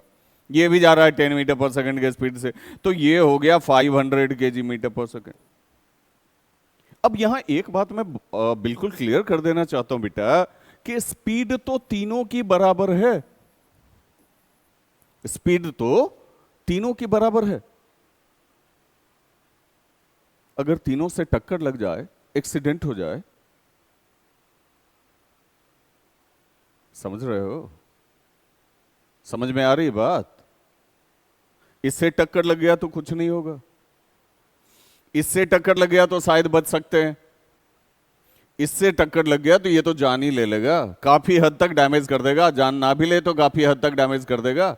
तो मोमेंटम का एक फैक्टर ये भी है, देखो बेटा, स्पीड के कारण जान नहीं जाती, स्पीड के कारण जान नहीं जाती। अगर स्पीड के कारण जान जा रही है, जान जा रही होती है तो कार में जितने सारे लोग बैठे हुए रहते हैं सब मर जाते। स्पीड के कारण जान नहीं जाती, मोमेंटम में जो चेंज होता है ना उसके कारण जान जाती है। सडन चेंज हो गया, कम समय में ज्यादा मोमेंटम चेंज हो गया। आगे और बहुत अच्छी तरह से क्लियर करता हूं। अभी फिलहाल मैंने ये एग्जांपल देके आपको ये सिखाया कि देखो बेटा, मोमेंटम मास पे डिपेंड करता है। अगर वेलोसिटी कांस्टेंट रखें, मास घटाते बढ़ाते रहें, या मास कांस्टेंट रखें, वेलोसिटी घटाते बढ़ाते रहें, या दोनों को घटाते बढ़ाते रहें, तो मोमेंटम इस तरह से चेंज होता है। और स्पीड बहुत ज्यादा डैमेजिंग नहीं है, मोमेंटम डैमेज करता है। कैसे? क्लियर हो जाएगा, अभी क्लियर हो जाएगा, थोड़ी देर में क्लियर हो जाएगा। जैसे ही मोमेंटम में आगे पढ़ेंगे हम लोग, देख रहे हो दो कारें टकरा गई, आमने सामने टकरा गई भाई, हुलिया बिगड़ गया, दोनों कार का हुलिया बिगड़ गया। इसका कारण क्या है ना, अभी सेकंड लॉ में पढ़ाएंगे बेटा तुमको कि F is equal to del P by del T होता है। तो बहुत कम समय में बहुत बड़ा चेंज हुआ है मोमेंटम में, इसीलिए फोर्स इतनी बुरी तरह से लगा है और यहां पर एक्सीडेंट क्रिएट हो गया। बहुत सारे लोगों की जान भी ऐसे में चली जाती है बेटा रोड एक्सीडेंट्स में। तो आगे बताता हूं आपको, कोई धड़पड़ी नहीं है, कोई हड़बड़ी नहीं है। देयर आर टू, उससे पहले ये समझो, मोमेंटम तो समझ लिए ना, मास और वेलोसिटी का product, quantity of motion momentum होता है। दो तरह का मोमेंटम है बेटा, इनिशियल मोमेंटम, फाइनल मोमेंटम। ठीक है, क्योंकि बॉडी के पास दो वेलोसिटी है ना बेटा, इनिशियल वेलोसिटी, फाइनल वेलोसिटी।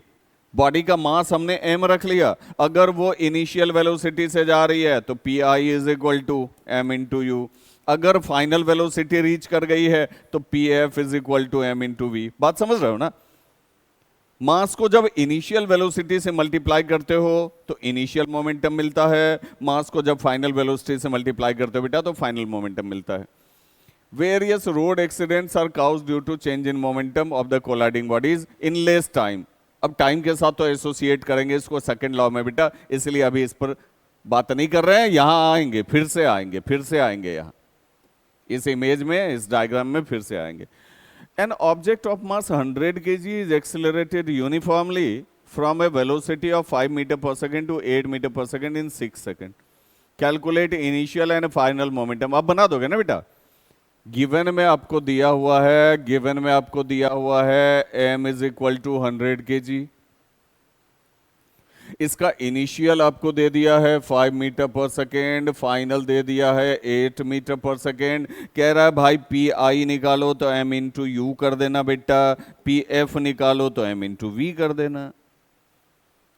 ठीक है, initial and final momentum. Also find the magnitude of the force exerted by the object. अब देखो बेटा, अभी आगे सेकंड लॉ में पढ़ाएंगे तुमको कि force is equal to del P by T होता है। ठीक है, यहां टाइम भी आपको दे दिया है 6 सेकेंड। अब डेल पी का मतलब क्या हो गया? डेल पी का मतलब क्या हो गया? Change in momentum, change in momentum हो गया। बटे टी क्या हो गया बेटा? टी हो गया टाइम टेकन। सही है। तो चेंज इन मोमेंटम मतलब क्या हो जाएगा बताओ? पी एफ माइनस पी आई, यही होगा ना? अरे डेल्टा से डिफरेंस ही यूज करते हैं ना बेटे, डिफरेंस ही हम लोग डेल्टा का यूज करके डिफरेंस ही दिखाते हैं ना भाई। मोमेंटम में चेंज कितना हुआ? Final momentum minus initial momentum हमने कर लिया, ये चेंज ऑफ मोमेंटम हो गया। और बाय टाइम टेकन है, ठीक है, बाय टाइम टेकन है। तो अब आपके पास पी एफ भी है, पी आई भी है। चलो मैं ही निकाल देता हूं, मैं ही निकाल देता हूं। P F M into V, P I M into U by time taken. तो m हो गया 100 इंटू 8 माइनस 100 इंटू 5/6।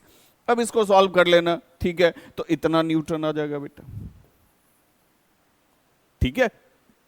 अब ये कैसे आ गया? ये सेकंड लॉ से आया। आगे आपको समझाता हूं, बताता हूं आपको, ठीक है? चलिए देखते हैं। अब ये बात बताओ, मान लो टाइल्स रखी हुई है, टाइल्स की पाइल बनी हुई है, गट्ठर बनी हुई है, ठीक है? गट्ठर बनी हुई है।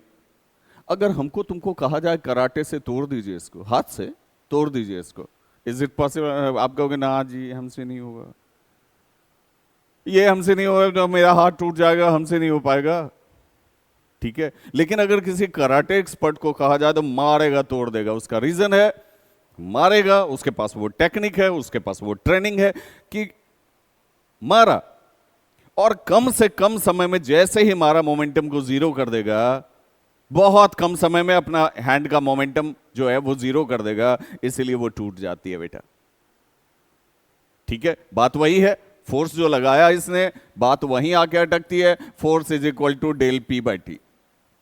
इसके लिए तो सेकंड लॉ तक जाना होगा, वहां और बढ़िया से समझा देंगे, तब ये बात बहुत अच्छी तरह से समझ में आएगी आपको, ठीक है? ये लो आ भी गया, आ भी गया। जिसका मुझे था इंतजार वो घर ही आ गई, है कि नहीं? तो चलो बेटा सेकंड लॉ पढ़ते हैं। सेकंड लॉ आ गया आपका न्यूटन का, ठीक है? तो कहने का सेंस ये है कि न्यूटन साहब ने फर्स्ट लॉ में क्या कहा? फर्स्ट लॉ में क्या कहा बोलो? फर्स्ट लॉ में कहा कि F net is equal to zero. अगर एफ नेट जीरो है, बॉडी पर एक्सटर्नल फोर्स नहीं लग रहा है, तो बॉडी का ए नेट भी जीरो होगा, ठीक है? मतलब कहने का सेंस कि जब तक F net is equal to non zero नहीं हो जाएगा, तब तक बॉडी अपनी इनर्शिया को ब्रेक नहीं करेगी। मां बेलन लेके आ गई थी तब तो आपने इनर्शिया ब्रेक किया था, तब तो उठ के चले गए स्कूल, नहीं तो क्लास छूट जाती बेटा, ठीक है ना? तो फर्स्ट लॉ में न्यूटन साहब ने यह कहा कि जब तक एफ नेट जीरो रहेगा, बॉडी अपना ए नेट जीरो शो करेगा, और जैसे ही एफ नेट नॉन जीरो हो गया, बॉडी एक्सेलरेटेड हो जाएगा भाई, एक्सेलरेटेड हो जाएगा, अनबैलेंस फोर्स लग गया। अब यहां कंडीशन ये है बेटा कि द रेट, मतलब सेकंड लॉ में न्यूटन साहब ने कहा कि the rate of change of momentum of an object, rate याद है ना आपको? ए इज इक्वल टू आपने क्या लिखा था? v minus you by T, change in velocity, change in velocity बटे टाइम टेकन। तो टाइम से डिवाइड किए थे तो इसको रेट कहे थे, टाइम रेट कहे थे। Rate of change in velocity is acceleration. सही है ना बेटा? समझ में आ रही है ना बात? याद आ रहा है? रेट याद आ रहा है? रेट याद आ रहा है? चलिए ठीक है। तो the rate of change of momentum of an object is directly proportional to the applied unbalanced force in the direction of force. देख ले बेटा, the rate of change of momentum, बढ़िया से समझना, बच्चे बहुत परेशान होते हैं यहां, अच्छी तरह समझ ले बेटा, समझा देता हूं। The rate of change of momentum, the ये हो गया चेंज इन मोमेंटम, ये हो गया टाइम, तो रेट हो गया ना, चेंज इन मोमेंटम का रेट हो गया ना। तो rate of change in momentum is directly proportional to applied unbalanced force. ये फोर्स के डायरेक्टली प्रोपोर्शनल होता है। ठीक है, फोर्स जिस डायरेक्शन में लग रहा है उस फोर्स के डायरेक्टली प्रोपोर्शनल हो जाएगा rate of change in momentum. ठीक है, अब आप क्या करो तो प्रोपोर्शनैलिटी हटाने के लिए कांस्टेंट ले आओ, के ले आओ, ला सकते हो, K into del P by T हो जाएगा। अगर के का वैल्यू बेटा 1 मान लिया जाता है, if K is equal to, just a minute, if k is equal to आप 1 मान लेते हैं तो क्या हो जाता है, f is equal to 1 into del P by T हो जाता है, या डेल टी भी लिख सकते हो क्योंकि समय तो लगता ही है। मान लो 10:01 पर हमने काम शुरू किया था और 10:03 पर हमने फोर्स लगाना खत्म किया, तो भैया यहां डेल टी कितना मिनट हो गया, 2 मिनट हो गया। बात समझ रहे हो? तो आप चाहो तो del P by del T भी लिख सकते हो, कोई दिक्कत नहीं है, क्योंकि मोमेंटम चेंज होता है, टाइम तो ऑटोमेटिकली चेंज हो ही रहा है। आपने किसी भी समय काम करना शुरू किया, कुछ तो समय लगेगा, घड़ी की सुई आगे तो बढ़ेगी, समय तो चेंज करेगा। ठीक है, तो डेल टी तो हमेशा रहता है, इसीलिए आप चाहो लिखो चाहो ना लिखो कोई फर्क नहीं पड़ता। ठीक है, तो बेटा फिर क्या हो गया, फिर रिजल्ट हो गया F is equal to by del P by del T या डेल पी बाई टी। ठीक है, मतलब मोमेंटम में जो चेंज आएगा, ठीक है, उसके रेट को फोर्स कहेंगे। अब इसको और ओपन करते हैं, और खोलते हैं बेटा, और एक्सप्लेन करते हैं। Del P is equal to क्या लिख सकते हैं, P F minus P I कहोगे, हाँ सर अभी तुरंत लिखे थे, बाय टाइम टेकन। मतलब क्या हो गया बेटा, m v minus m u by T हो गया, force is equal to m v minus m u by T हो गया। Rate of change in momentum is force.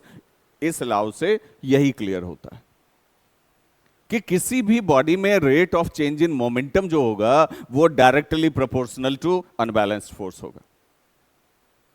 ठीक है, अब इसको और अच्छी तरह से अगर हम समझना चाहें, और अच्छी तरह से इसको बेटा समझना चाहें, तो F इज इक्वल टू आपने लिखा है डेल पी बाई टी या डेल टी। ठीक है,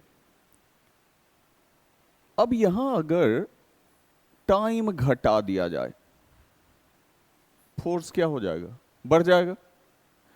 और अगर बेटा टाइम बढ़ा दिया जाए तो फोर्स घटेगा।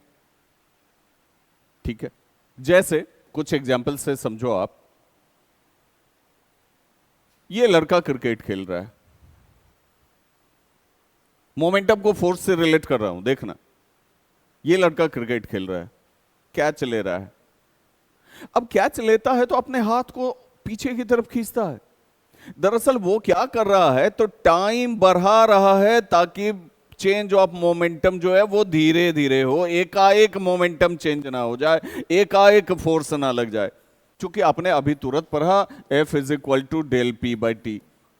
टाइम अगर बढ़ाओगे तो फोर्स घटेगा ना, तो धीरे धीरे ये क्या कर रहा है, ये जो हाथ खींच रहा है, एक्शन कर रहा है हाथ खींचने का, तो ये क्या कर रहा है, टाइम को बढ़ा रहा है, बॉल को इजीली जीरो पर आने नहीं दे रहा है। मोमेंटम में जो है डायरेक्ट चेंज नहीं। अगर ये ऐसे हाथ रोक देता, बॉल को आशीर्वाद देता, तो अगर कोई हार्ड हिटर बैट्समैन होता तो इतना जोर से बॉल लगती, यहां की हड्डी टूट जाती, एकाएक मोमेंटम जीरो हो जाता, बहुत कम समय में बहुत बड़ा चेंज इन मोमेंटम हो जाता। ठीक है, तो ये दरअसल टाइम को बढ़ा रहा है बेटा। ठीक है, यही अगर मान लो ये एथलीट है, ये यहां आ रहा है, अगर यहां नीचे में जो है, नीचे में सीमेंटेड सरफेस होता, ईटा वगैरह होता, गिट्टी वगैरह होता, जान चली जाती है इसकी।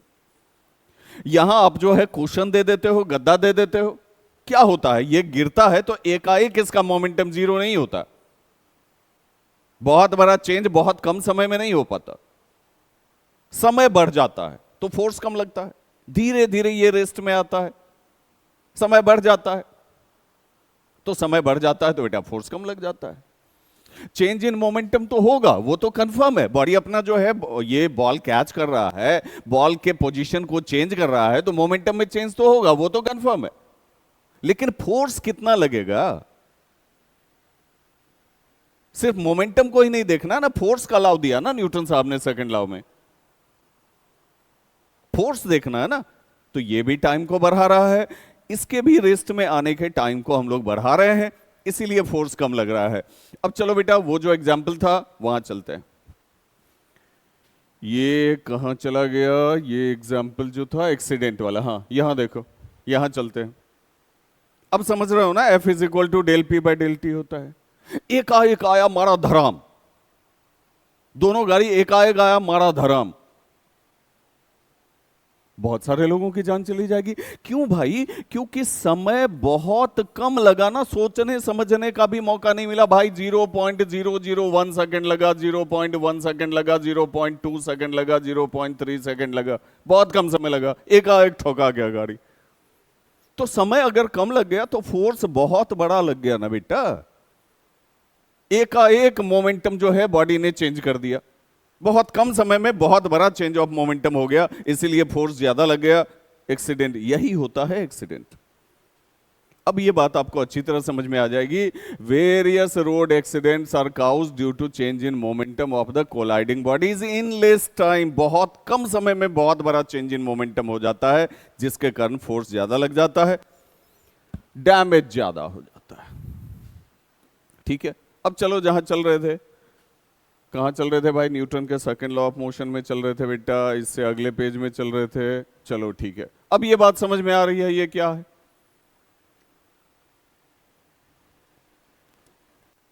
अब इसका मैथमेटिकल फॉर्मुलेशन भी कर लो, F is equal to M A कर लेते हैं, डिराइव कर लेते हैं। तो from Newton's second law of motion, second law of motion, we know that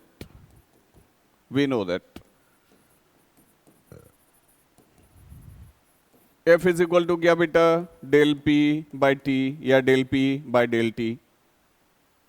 ठीक है, तो डेल पी को क्या लिख सकते हैं बेटा? P F minus P I, change in momentum, but at time तो जो भी होगा, घट के भी टाइम में से टाइम घट के भी टाइम ही आता है, बहुत ज्यादा परेशानी वाली बात नहीं।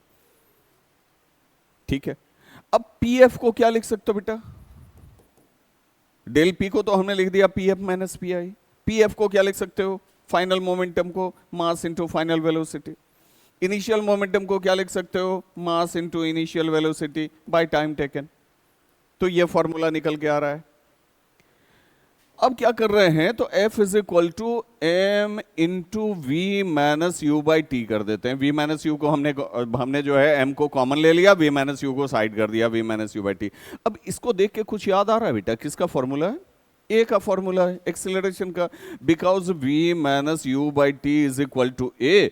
अब अगर इसके जगह पर आप a लिखो तो F इज इक्वल टू हो गया एम ए, बस आपका इक्वेशन डिराइव्ड हो गया, इजीली डिराइव हो गया। तो न्यूटन साहब के कंक्लूजन पर आते हैं, लॉ पर आते हैं।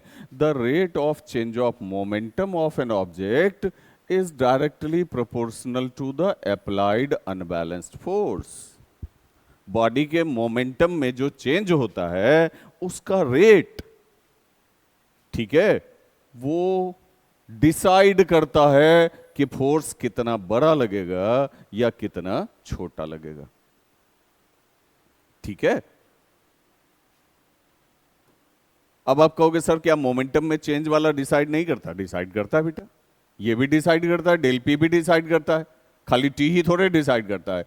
अगर पी बढ़ा दो, डेल पी बढ़ा दो, फोर्स बढ़ जाएगा, डेल पी घटा दो, फोर्स घट जाएगा। ठीक है, लेकिन चेंज इन मोमेंटम उतना ज्यादा इफेक्टिव नहीं होता है एक्सीडेंटल क्रिएशन में या फोर्स लगने में जितना, जैसे कराटे प्लेयर का मैंने एग्जांपल लिया। तुम मारोगे, एक तो डरते डरते मारोगे, इतने सारे टाइल से सर हाथ टूट जाएगा, तो धीरे से मारते हैं सर, तो चेंज इन मोमेंटम ही कम हो जाएगा, तो टूटेगा कहां? वो बहुत तेजी से मारता है और एकाएक जो है बहुत कम समय में अपना मोमेंटम जीरो कर देता है, फोर्स ज्यादा लगता है, टूट जाती है टाइल्स। ठीक है बेटा, अब आ जाओ,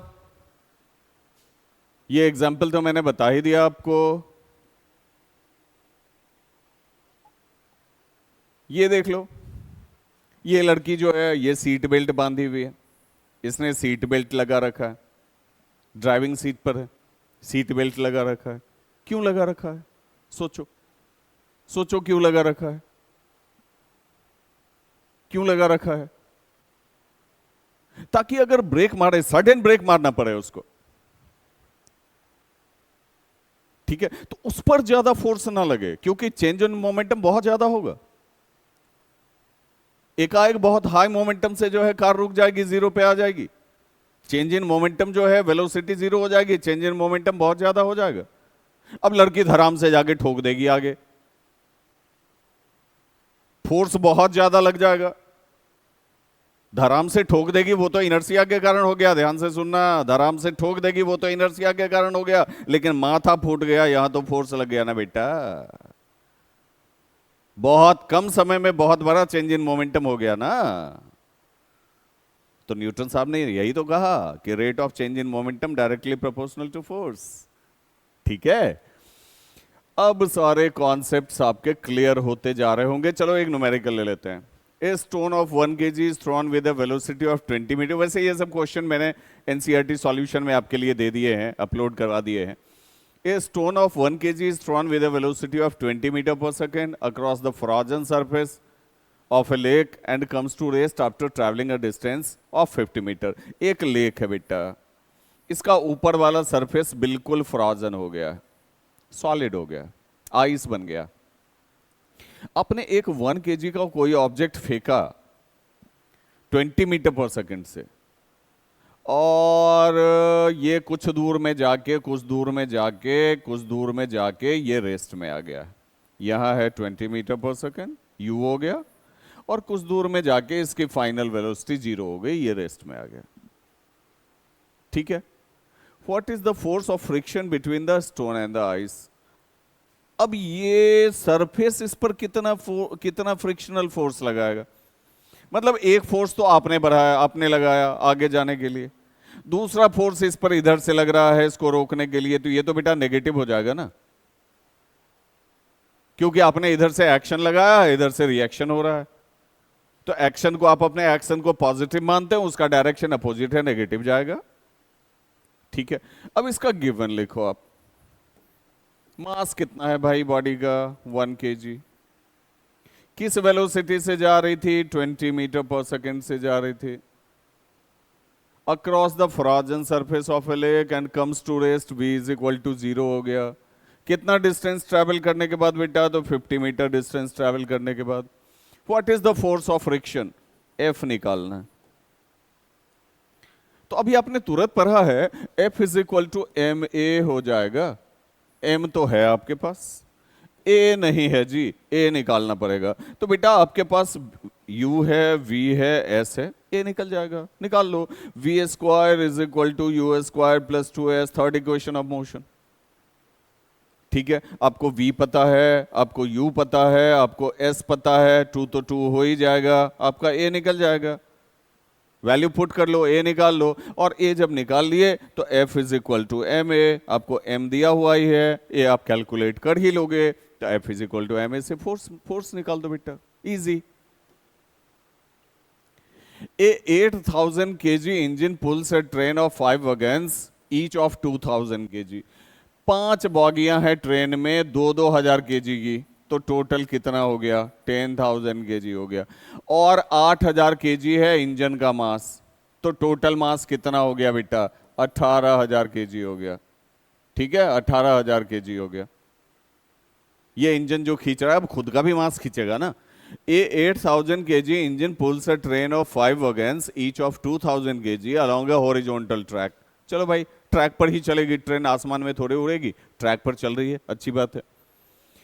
if the engine exerts a force of 40,000 Newton, ठीक है, इंजन 40,000 का फोर्स लगा रहा है न्यूटन का, and the track offers a friction. अब देखो फिर वही बात है जो मैंने समझाया, एक फोर्स इधर लग रहा है 40,000 न्यूटन का, और एक फोर्स इधर लग रहा है 5,000 न्यूटन का। बेटा एफ नेट क्या आ जाएगा यहाँ, अरे बड़ा फोर्स में से छोटा फोर्स घटा दे बेटा, 35,000 न्यूटन आ जाएगा।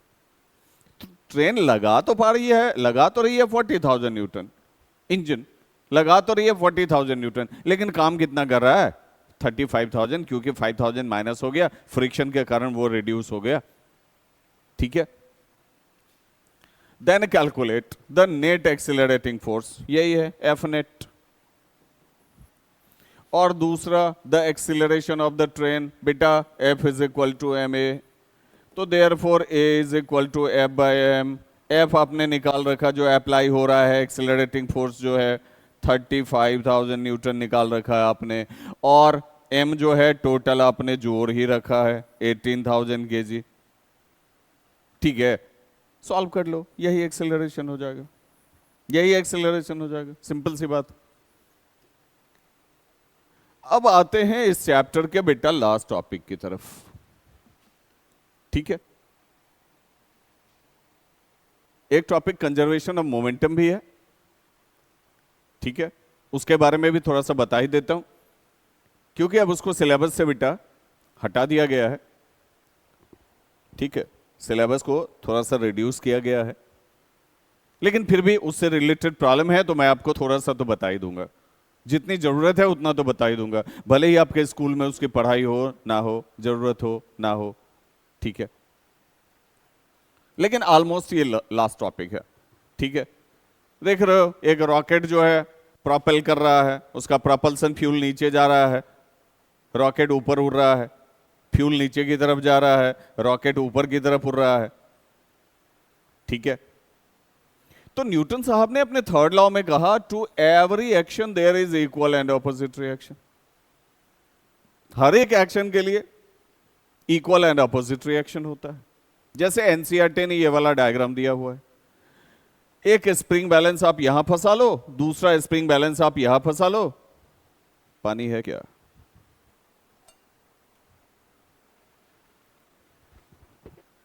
जस्ट ए मिनट बेटा, थोड़ा सा पानी पी लेता हूं।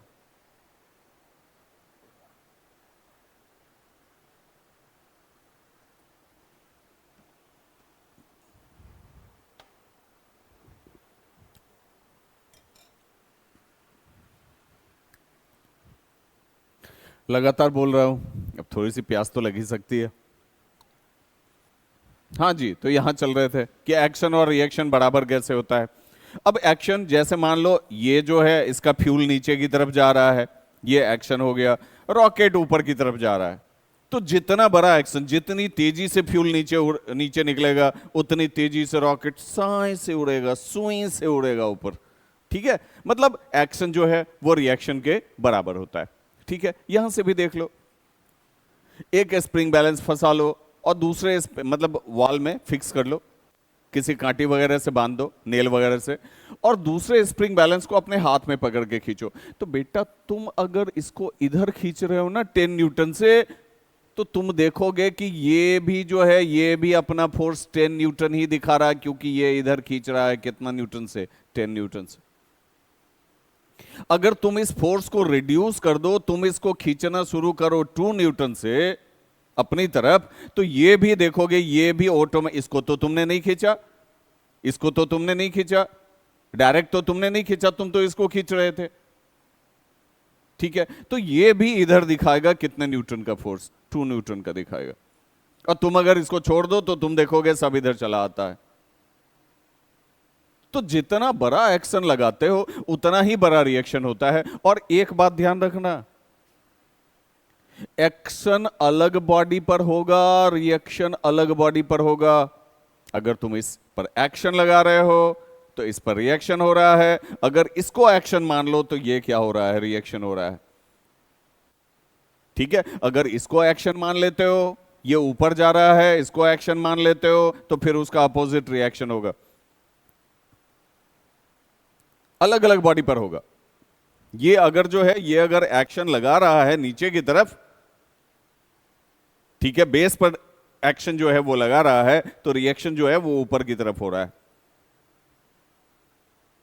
ठीक है, अलग अलग बॉडी पर हो रहा है बेटा। तो जितना बड़ा एक्शन होता है उतना ही बड़ा रिएक्शन हो जाता है। इसलिए न्यूटन साहब ने कहा to every action there is equal and opposite reaction. आप क्या करो कि आप एक कांटी ले लो, उसको दीवार में ठोको, तो एक्शन किस पर चल रहा है भाई, कांटी पर चल रहा है। रिएक्शन हथौड़े पर मारते हो तो हथौड़ा भी पीछे आता है।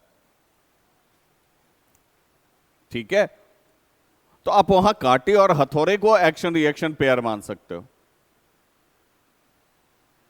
ठीक है, अगर एक ही ऑब्जेक्ट है, इस पर इधर आप 10 न्यूटन का फोर्स लगा लो, इधर आप 10 न्यूटन का फोर्स लगा लो। आप कहोगे सर ये एक्शन है, ये रिएक्शन है, तो एक्शन रिएक्शन पेयर तो ये भी हो गया सर। बिल्कुल नहीं बेटा, क्योंकि एक्शन अलग बॉडी पर होता है, रिएक्शन अलग बॉडी पर होता है। यहां दोनों फोर्स जो लग रहा है, ठीक है, F1 भी जो लग रहा है, F2 भी जो लग रहा है, दोनों सेम बॉडी पर लग रहा है, एक्शन रिएक्शन पेयर नहीं है। ठीक है, समझ में आ रही है बात? अलग अलग बॉडी पर लगेगा। जैसे यहां देखो, ये लड़का चल रहा है, तो एक्शन हो रहा है किस पर बेटा? अर्थ पर। अर्थ देखो, ये जो चल रहा है तो क्या कर रहा है? जमीन को पीछे की तरफ धकेल रहा है, तो एक्शन हो रहा है जमीन पर और रिएक्शन हो रहा है इस पर, ये आगे बढ़ता जा रहा है। और जितना बड़ा एक्शन होगा उतना ही बड़ा रिएक्शन होगा। अगर धीरे धीरे जमीन को पीछे धकेल रहा है तो धीरे धीरे बढ़ रहा है, तेजी तेजी धकेलेगा तो दौड़ेगा, और क्या होगा? तो इसको भी एक्शन रिएक्शन पेयर मान सकते हो, क्योंकि एक्शन अलग बॉडी पर, रिएक्शन अलग बॉडी पर। अगर इसी आदमी को इधर से रस्सी बांध के खींच देते, इधर से दूसरा रस्सी बांध के खींच देता, तो फिर ये एक्शन रिएक्शन पेयर नहीं है। लोग यहां समझने में गलती कर देते हैं। न्यूटन साहब ने कुछ कहा और कहा कुछ और, लोग समझ लेते हैं कुछ और। ठीक है, हाउ डू वी वॉक मैंने समझा ही दिया आपको। आप जमीन को धकेलते हो, जमीन पर एक्शन लगाते हो, तब आप पर रिएक्शन होता है जी, तब आप आगे बढ़ते हो। अब देख लो, ये आदमी बुलेट फायर कर रहा है। अरे अरे रुको रुको, गिर भी गया भाई, है ना?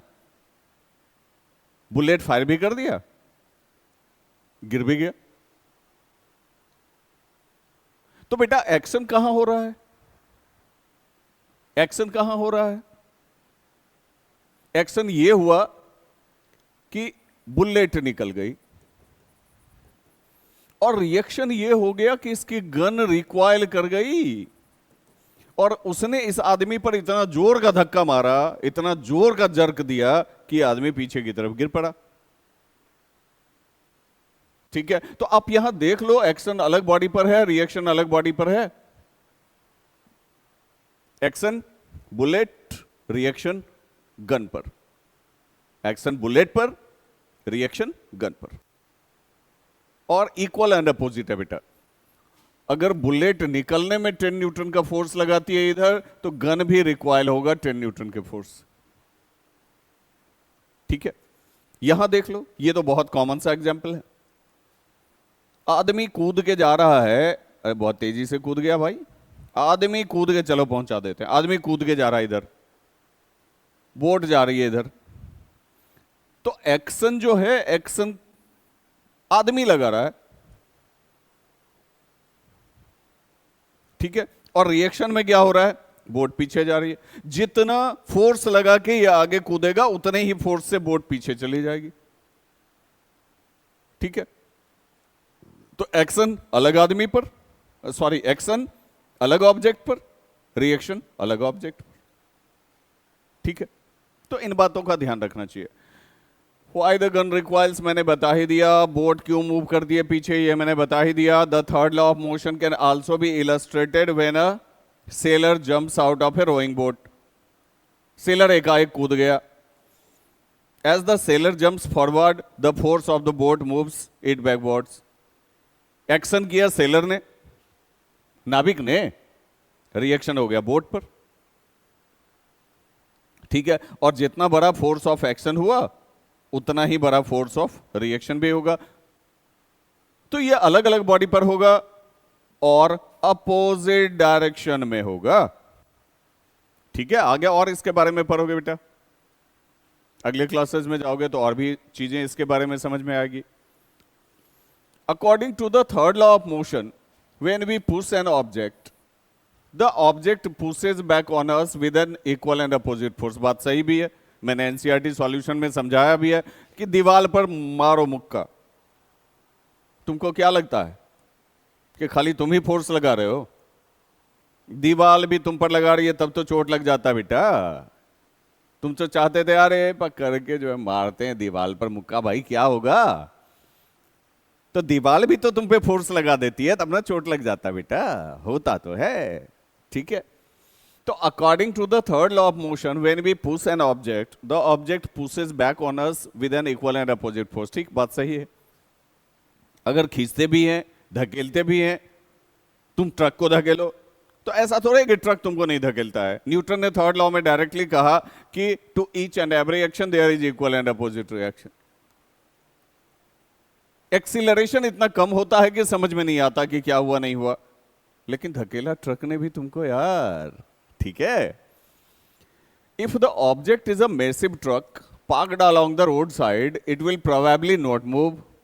A student justifies this by answering that the two opposite and equal forces cancel each other। अरे भाई, एक्शन और रिएक्शन एक ही ऑब्जेक्ट पर थोड़े लगती है कि कैंसिल हो जाएगी। एक्शन के लिए अलग ऑब्जेक्ट होता है, रिएक्शन के लिए अलग ऑब्जेक्ट होता है। ठीक है, तो ये एक्सप्लेनेशन तो इसका गलत है। तो ट्रक क्यों नहीं चली, comment on this logic and explain why the truck doesn't move. तो इसका लॉजिक तो गलत है, क्योंकि एक्शन अलग बॉडी पर होता है, रिएक्शन अलग बॉडी पर होता है। कैंसिल्ड आउट हो जाएगा अगर सेम बॉडी पर लगेगा, ऐसा नहीं होता है। ठीक है, फिर बॉडी मूव भी नहीं करेगी, फिर तो हम चल भी नहीं पाएंगे, फिर तो हम चल भी नहीं पाएंगे। एक्शन अलग बॉडी पर लगती है, रिएक्शन अलग बॉडी पर लगती है, इसलिए तो चल पाते हैं बेटा। ठीक है, तो ट्रक क्यों नहीं मूव किया, अब आप बताओ, कमेंट में लिखो आप। मैंने तो समझा दिया, कई बार समझाया अभी तक आपको कि उसकी इनर्सिया बहुत ज्यादा है। आपने जो फोर्स लगाया, सही बात है लगा दिया, उसकी इनर्सिया ब्रेक नहीं हो पाएगी। उसने अपने चेंज को रेसिस्ट कर दिया, बहुत बुरी तरह से आपको रेसिस्ट कर दिया कि ना तुम मेरे पोजीशन में चेंज नहीं ला सकते। ठीक है, तो इनर्सिया ब्रेक ही नहीं हो पाई, बॉडी एक्सेलरेट ही नहीं हो पाया, इसलिए ट्रक नहीं हिला। कंजर्वेशन ऑफ मोमेंटम, जिसके बारे में मैं बता रहा था आपको कि थोड़ा सा कंजर्वेशन ऑफ मोमेंटम के लास्ट टॉपिक बेटा देख लो। कंजर्वेशन ऑफ मोमेंटम के बारे में थोड़ा सा बता दूंगा मैं आपको, उसको समझिए। When two or more bodies act on each other and no external force acts on them। मान लो दो बॉडी है, m1 मास की एक बॉडी है, m2 मास की दूसरी बॉडी है।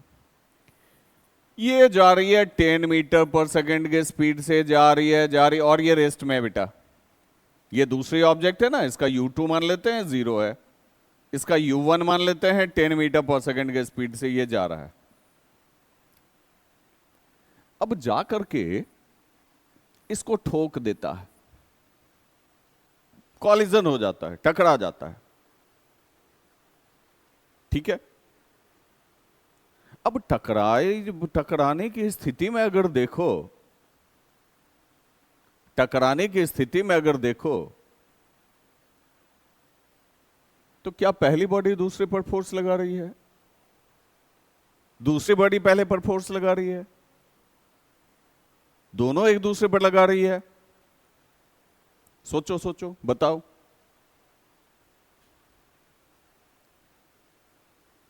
दोनों एक दूसरे पर लगा रही है, दोनों एक दूसरे पर लगा रही है। ये बॉडी है, ये जाके इससे टकरा गई। ठीक है, ये m1 है, ये m2 है, जाके टकरा गई भाई।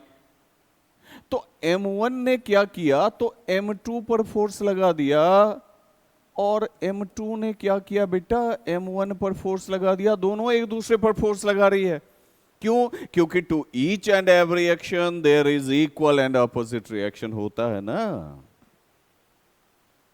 इसको तुम एक्शन रिएक्शन पेयर मान सकते हो ना, क्योंकि एक दूसरे पर लगा, दो बॉडी हो गई ना, एक दूसरे पर लगा रही है, दूसरी पहले पर लगा रही है, तो एक्शन रिएक्शन पेयर तो है। और एक्शन रिएक्शन पेयर है तो न्यूटन का थर्ड लॉ काम करेगा। अब जैसे एक एग्जांपल एनसीईआरटी जो है वो एक्सप्लेन करती है, यहां एक चीज और देख लो। मान लो कि ये एक टेबल है, ये एक टेबल है, ये इसकी टांगे हैं, पाए हैं। यहां पर मान लो कोई एक ऑब्जेक्ट रखा है x। इस ऑब्जेक्ट पर ग्रेविटी एक फोर्स लगा रही है mg, और ये टेबल एक फोर्स लगा रहा है, टेबल एक फोर्स लगा रहा है, मान लो नॉर्मल फोर्स, सीधा सीधा रखने के लिए नॉर्मल फोर्स, इस mg को कैंसिल करने के लिए उसके डायरेक्शन के अपोजिट एक फोर्स नॉर्मल फोर्स लगा रहा है। तो क्या इसको एक्शन रिएक्शन पेयर कह सकते हैं? क्वेश्चन समझो बढ़िया से। ये है टेबल, इस पर रखी हुई है एक ऑब्जेक्ट, इस ऑब्जेक्ट को अर्थ खींच रही है अपने तरफ, और इस ऑब्जेक्ट को टेबल उठा रहा है अपनी तरफ। अर्थ कह रही है आजा आजा आजा आजा, टेबल कह रहा है ना जा मत जा, हम संभाल लेंगे। तो क्या यहां एक्शन रिएक्शन पेयर बन रहा है बेटा? सोच के बताओ, कमेंट में लिखो। आप कहोगे नहीं सर, क्योंकि ये दोनों फोर्सेस सेम ऑब्जेक्ट पे लग रही है ना, ऑब्जेक्ट तो अलग अलग नहीं है ना सर। ठीक है, तो इसको एक्शन रिएक्शन पेयर कैसे माने? बिल्कुल नहीं मान सकते, बिल्कुल नहीं मान सकते। ठीक है, एक्शन रिएक्शन पेयर तभी माना जाएगा जब दो ऑब्जेक्ट्स होगी, एक दूसरे पर फोर्स लगाएगी, दूसरी पहले पे फोर्स लगाएगी। जैसे आपने नाव वगैरह में देखा, नाव वगैरह में आपने देखा, एक फोर्स इधर जो आदमी लगा रहा है और दूसरा फोर्स नाव पे लग रहा है। एक्शन आदमी के द्वारा, रिएक्शन नाव के द्वारा, अलग अलग ऑब्जेक्ट। ठीक है, चलो बेटा जहां चल रहे थे, when two or more bodies act on each other and no external force acts on them, जब दो बॉडी एक दूसरे पर एक्ट कर रही है और बाहर से कोई दूसरा फोर्स नहीं लग रहा, देन क्या हो जाएगा? The total final momentum of all the bodies is equal to total initial momentum. All the bodies की बात छोड़ो, दो बॉडी ले लो आप। अगर ये दोनों बॉडी कोलाइड कर जाती है, इसका इनिशियल वेलोसिटी कॉलिजन के बाद मान लो इसकी ये जो इधर फेंका जाती है वो उधर फेंका जाती है, इसका फाइनल वेलोसिटी v1 मान लेते हैं, इसका v2 मान लेते हैं। तो टोटल इनिशियल मोमेंटम जो होगा बेटा m1 u1, और इसका इनिशियल मोमेंटम क्या हो जाएगा? m2 u2। तो टोटल इनिशियल मोमेंटम मतलब m1 u1 plus m2 u2, final momentum बेटा क्या हो जाएगा? m1 v1 m2 v2, m1 v1 plus m2 v2। तो अगर कोई भी दो बॉडी कोलाइड करती है ना बेटा, तो उसका कॉलिजन से पहले का मोमेंटम कॉलिजन के बाद के मोमेंटम के बराबर होता है। Total momentum before collision is equal to total momentum after collision. समझ में आ रही बात?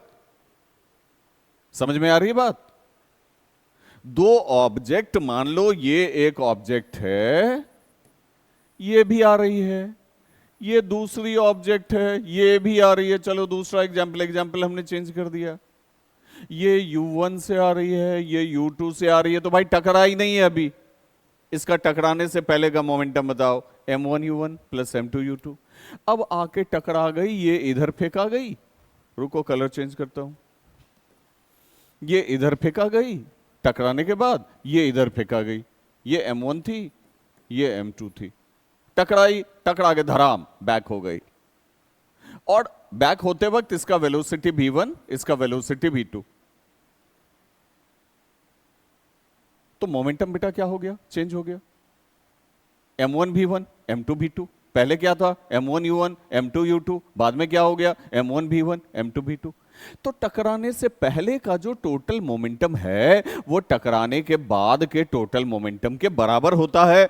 यही तो कहता है कंजर्वेशन ऑफ मोमेंटम। और बाहर से कोई भी एक्सटर्नल फोर्स यहां हम नहीं लगा रहे बेटा, सिर्फ दोनों बॉडी एक दूसरे पर एक्शन रिएक्शन पेयर में जा रही है। ठीक है, मतलब न्यूटन के थर्ड लॉ से ये रिलेट कर पा रही है और न्यूटन के सेकंड लॉ से भी रिलेट करती है, क्योंकि फोर्स भी लगा रही है। एक्शन और रिएक्शन भी हो रहा है और फोर्स भी लग रहा है।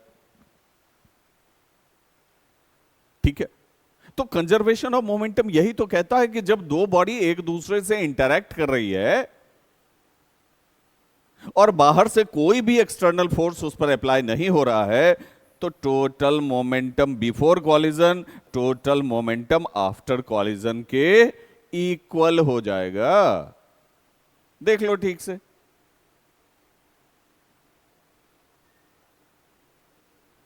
देख लो ठीक से।